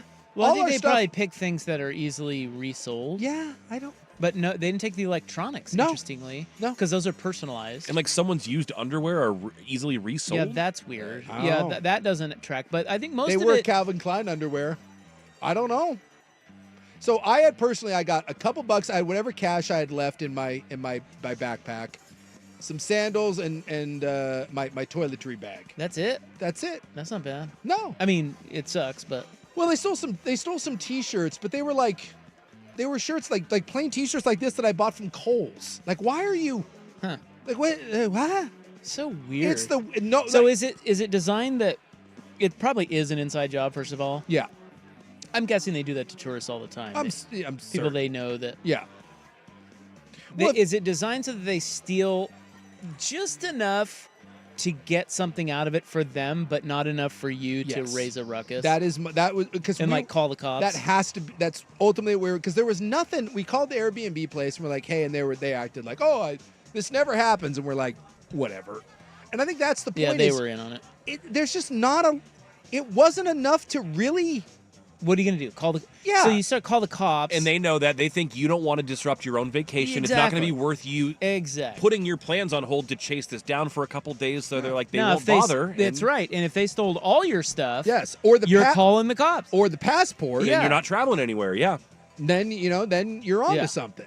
But they didn't. They took just enough to be annoying. Kind of genius. But in a very polite way. And nothing was broken into, so it was No. obviously somebody who. You Yeah. said they Jimmy rigged Yes, the law. if Dude, they do ever- that to. I bet you they do that to everybody who stays there. Yes. Well, maybe not everybody, because then, like, was it? You said Airbnb. Yeah, it was an Airbnb. So wouldn't Airbnb Start flag getting it? the reviews, right? Yeah, Yeah. you'd. Yeah, but still. Yeah. We had something like that when we were there too. And we thought maybe the electronics place you can do the find your, you can do the Apple, you can find it. You can track them. But the suitcase, like, those suitcases are really not. Why did you? And that was the one that jammed up because two friends, like my roller bag was from Costco, which they didn't take. They took my buddy's bag that was like $150 suitcase, but they left like the $1,800 suitcase. Like, why? Like, that made no sense. Maybe they were trying to get to a certain monetary value and they couldn't go over it. Maybe it was like a game show or something. No. But it was such a. We spent like 3 days trying to figure out, like, why? Why did they do this? It makes no sense. The most random collection of Or things. it makes all the sense. All the sense. I still think it's just stuff they sell quickly, and is unidentifiable in terms of like, well, that could be mine, but that it also could be. There's a million of them out there. Yeah. Right. Like that's the theme. Yeah. The theme besides the, obviously money, but, it just all seems to be stuff that isn't personalized, but is worth something. Yeah. And like I was, some of the stuff, like I said, it was so random. I had a Portland Police Bureau hat that my buddy. See, that's personalized. They don't want that. They took it. Oh, they took that. Yeah. Damn it. It was one of those, like, a day later, you're like looking around, you're like, wait a minute. Oh, they took my Portland police hat? Huh. So, like, and so as we're walking They're around. not selling that. It's such a weird. Yeah, that's a weird one. Believe me, as we were walking around, because we were in Florence for like 2 more days, we were like. You're looking for that hat. I was like, what in the hell? And like my size 13, like my size 13, they were like they had skulls on them, like my sandals. Like, and they're used. That's like so what? goth of you. Yeah, it was such a strange thing. They did get a nice Filson. The only thing I think really bothered me beside the cash, they got like a Filson sweater from me that kind of bothered me. That I was like, like that's like one of the and they don't make that anymore. That one kind of bugged me. But other than that, it was all just it wasn't enough to like ruin the trip or anything. It just was, which I think was the beauty of it. But why they shut my window? Like, because my window just overlooked like an alley, and it wasn't like you could climb up. It was like on the 3rd floor. Why did you shut my window? I was like, what? Maybe save on the AC cost. I don't know. It was very polite of them, and clearly the owner was in on it. It's like, oh, I gotta shut these windows while I'm in. Oh, and this was the running joke too. So that night we go to bed, and I got stung by something in the eye at night. I had the windows open. It was kind of hot. So I had a couple bites on my leg, and I had a little sting on my eye. I woke up, my eye was all puffy.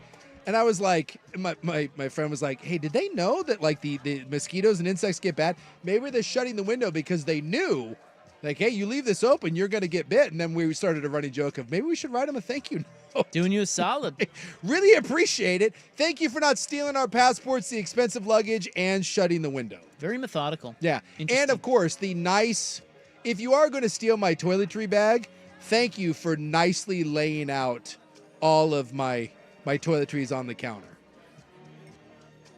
What if you were looking for that Portland police hat and you're walking around Florence and you see it and it's Schulte? Schulte did a bit on you. Or I was going to say, if you've seen it, it's a total hot. Did a number on you. Ooh, what if it is a hot? You're like, hey, where'd you get that? I'll overlook you stealing my hat. Well, we definitely had the idea of when we were walking around, because some of the items were very specific. There was definitely that idea of like, what if, do you just beat someone on the spot when you see them wearing that, or?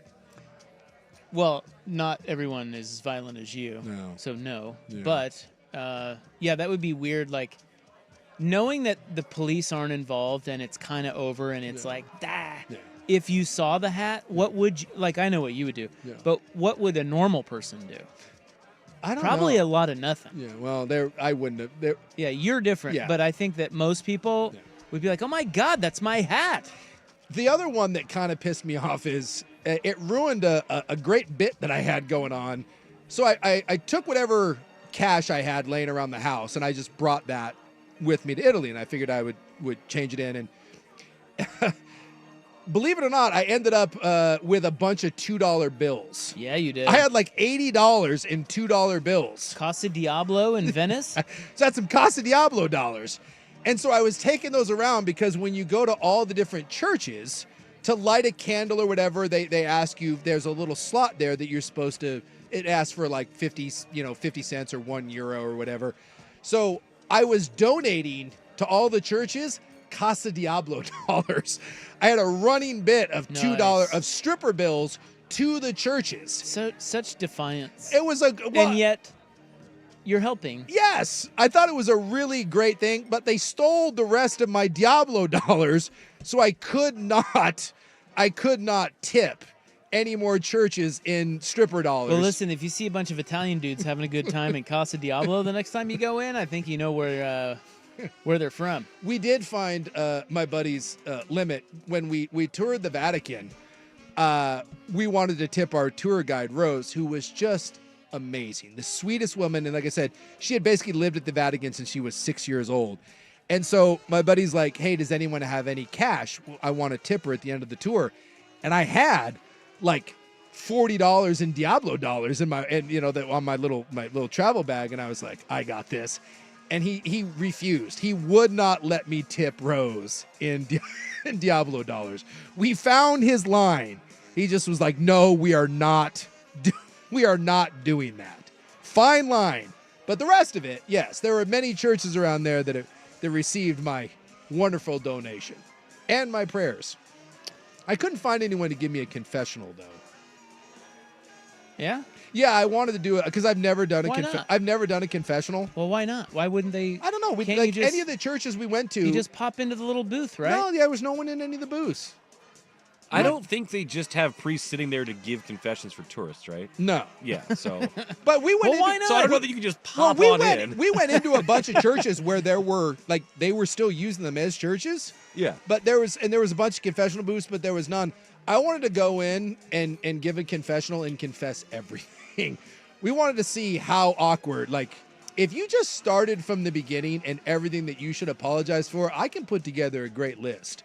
And then I had my. How much time do you have? Yeah, I was like, hey, El Padre, sit down. We're gonna be here a while. He's like, I need to call my supervisor. I've got a list of things, but that never happened. What if you walk in there and there's a glory hole? Hey, when in Rome. Smiles and glory holes. Yeah, let's do that. But yeah, so I was bummed when they took the remainder of my stripper dollars and ruined my bit that I had going on there. Yeah. Damn Florence thieves. In some ways, I feel like it's kind of Like, because we had a little something happen, a very much smaller scale happened to us like that when we were in, I don't even remember where it was. I think we were in Amalfi Coast or something. And it was clearly them trying to get over on us, and it was the person who ran the Airbnb. Yeah. So I'm assuming this stuff happens all the time because they get so many tourists. Sure. But from talking to the people, it's almost like the price you pay. Yeah. It's like this is their way of fighting back against all those a-holes. They hate all the tourists. They're like, we're not going to really rob you, but you know what we're going to do? We're going to take some stuff that we like, okay? And we're going to close your windows. And we'll leave you your passports. Well, my buddy got a new Samsonite suitcase out of it. We went and did some linen pants shopping, and so I said maybe we write him a little thank you note. All right. Are we on SportsCenter? That's right. You're way late. Yeah, way late. Okay. Here's Buck with SportsCenter. Now, from the George McCoy at Warren Allen Sports Desk, a SportsCenter update on 1080 The Fan. Ryan Buckley with this SportsCenter update. First on The Fan, NBA playoff action going on right now after the Celtics dominated most of Game 1 against the Knicks. A furious comeback by New York has sent this game to overtime. They're tied at 100 at the start of the extra frame. Meanwhile, on the ice tonight, a Stanley Cup playoff game in the Eastern Conference, a semifinal game, Game 1 between the Maple Leafs and the Panthers. It is 4-1 in favor of the Leafs. About 4 minutes to go in the second period. In football news, the Ravens have released kicker Justin Tucker after the team used a 6th-round draft pick to draft his replacement last month. Tucker's also being investigated by the NFL for sexual misconduct.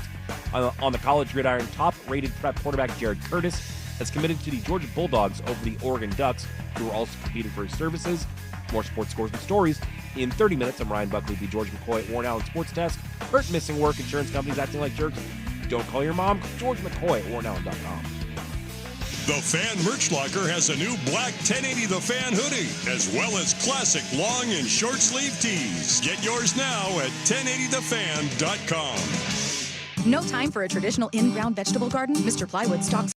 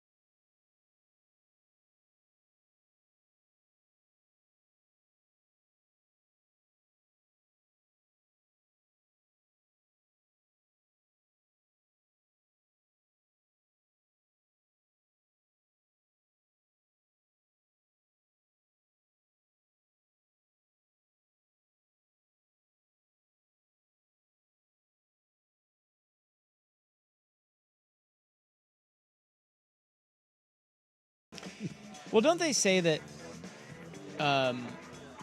Because the Knicks went 7 games, didn't they? With Detroit. No, they went 6. They won in they went 6. Did it? Brunson had a buzzer beater to win Game 6, and that was the. Ooh. Boston's gonna have a 3 to tie it. And he fouled? Brown. Oh, he fouled him. Is he going to the line? I don't know. Towns? Were they trying to foul him before the shot? I think they were trying to. I'm guessing that's what. Are they going to give him the 3 free throws? Oh my God! If that's the case, no. Also, Tatum almost gacked that thing before it even got to Brown. No, he's fouled beforehand. Yeah, they're not going to give that as a shooting foul. I wouldn't think. Unless he got the gather. We think. Well, anyway. Oh, wait, we have to break now? Yeah, you went to 6:40 on the last segment. I will tell you this then. My last little Italy thing that I got to squeeze in, because again, so many cool experiences we got to do. You need to look up Dario Cecchini. If you go to Italy, the one thing that I would tell you have to do, you have to go eat at Dario Cecchini. He's an Italian butcher, like in the Tuscan countryside. He might be living the greatest life of anyone. Is there such a thing as a rock star butcher? Because if there is, it's that man. Salt Bay? Dude, this guy is Salt Bay times 1,000. Yeah, he looks like wasn't Captain Kangaroo? Who was the guy with the mustache? The kids show guy. That's Captain Kangaroo. That was Captain Kangaroo, right? Yeah. He looks like Captain Kangaroo. Yeah, he's this old Italian guy. He's like 70 years old. He's got a big handlebar mustache, and he's got this little butcher shop in this little no-name town. And you drive up, and it's a plated lunch. You just sit. It's like $40. You sit down, and it's family style. So you're just at a table with all these other people. And when you pull up to his butcher shop, so he's got a butcher shop and like a gift shop to the left and a wine shop, and then the restaurant's on the right. And you pull up, and they just have all these hots walking around with appetizers and free wine, while AC/DC blares, and he runs around the crowd like hyping you up for lunch. He's just like taking selfies with people, and he's wearing like this big elaborate like Italian outfit and the handlebar mustache, and he's like, hey, we're ready to eat. And then he announces that it's time to sit down with a trumpet. He's a rock star butcher. They say he's 8th generation. Yeah. And he gained international renown in 2001 when, after the EU banned the sale of all beef on the bone from cows that are no more than a year old, that are more than 1 year old, he staged a widely publicized mock funeral for bistecca. Well, I'm telling you. Is that a cow? I'm guessing. And Yeah, that just means beefsteak. Beefsteak? So it's like that was the coolest place we ate. I walked away. I got a photo with that dude, and I'm like, dude, if I could change places with someone's life, that guy. That dude is a freaking rock star butcher, and the food was amazing. That was the most Italy thing that we did. That was more Italy than the Vatican. All right, we'll wrap it up next on The Fan. When it's more than just your lawn, it deserves the Kubota Z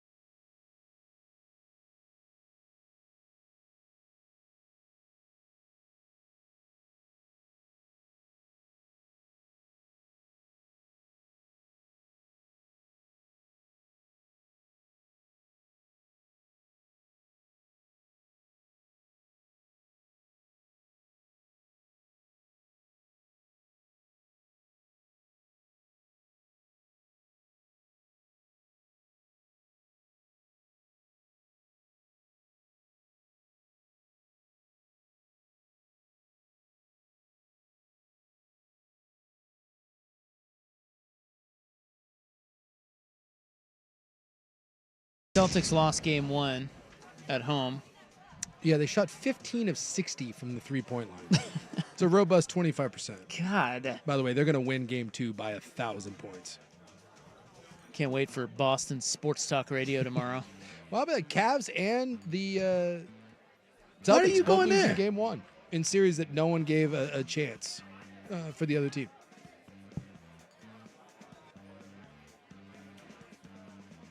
Nuggets Thunder underway. Dare I say, a nice little night in the NBA. Yeah, that was a good game. That Knicks game. Dude, freaking Brown. Bridges. Yeah, well, it was Brown with the ball. Oh, yeah. With 3 seconds left. To try to tie it. He needed a 3 to tie it, and he gets the inbound, and he squares up to go to shoot it, and Mikal Bridges just absolutely rips the ball straight out of it. Yeah, he just mugged him. And then threw it down And the then court. threw it to the other end of the court and Ball flexed. game. It was a pretty baller play, I'm not going to lie. Well, look, Boston's going to win the series, but it's cool that New York's going to, no one gave New York a chance in this. So it's cool they're pushing back. And they do say, well, like, if you win game 1, you win the series like 70-something% of the time. My guy Tibbs and his hair. Boy, Best hair in sports. That is so rough. What is he doing there? And there's like so much product in it that you can see through it, or that's sweat maybe. I don't know. Yeah, you just gotta cut that, man. Someone's got to get a hold of Tibbs and be like, dude, just let it go. You're not doing yourself any favors. You think he cares right now? Probably. A little bit, because he's putting product in it. Yeah, he does put a lot. No, I mean like right now. Yeah, but he's making an effort to try to make that look good, so he cares somewhat. But I mean like right at the moment. Not at the moment. I guarantee you he's got a big old glass of whiskey. Maybe he's a gin man. I don't know. All right, guys. That's it for us. Big Monday program. Love our Tuesdays. I mean, kind of. Like our Tuesdays. They're not like our Wednesdays. We tolerate our Tuesdays. We'll be here. Trudging away. 3 to 7 tomorrow on the Fan. Good night.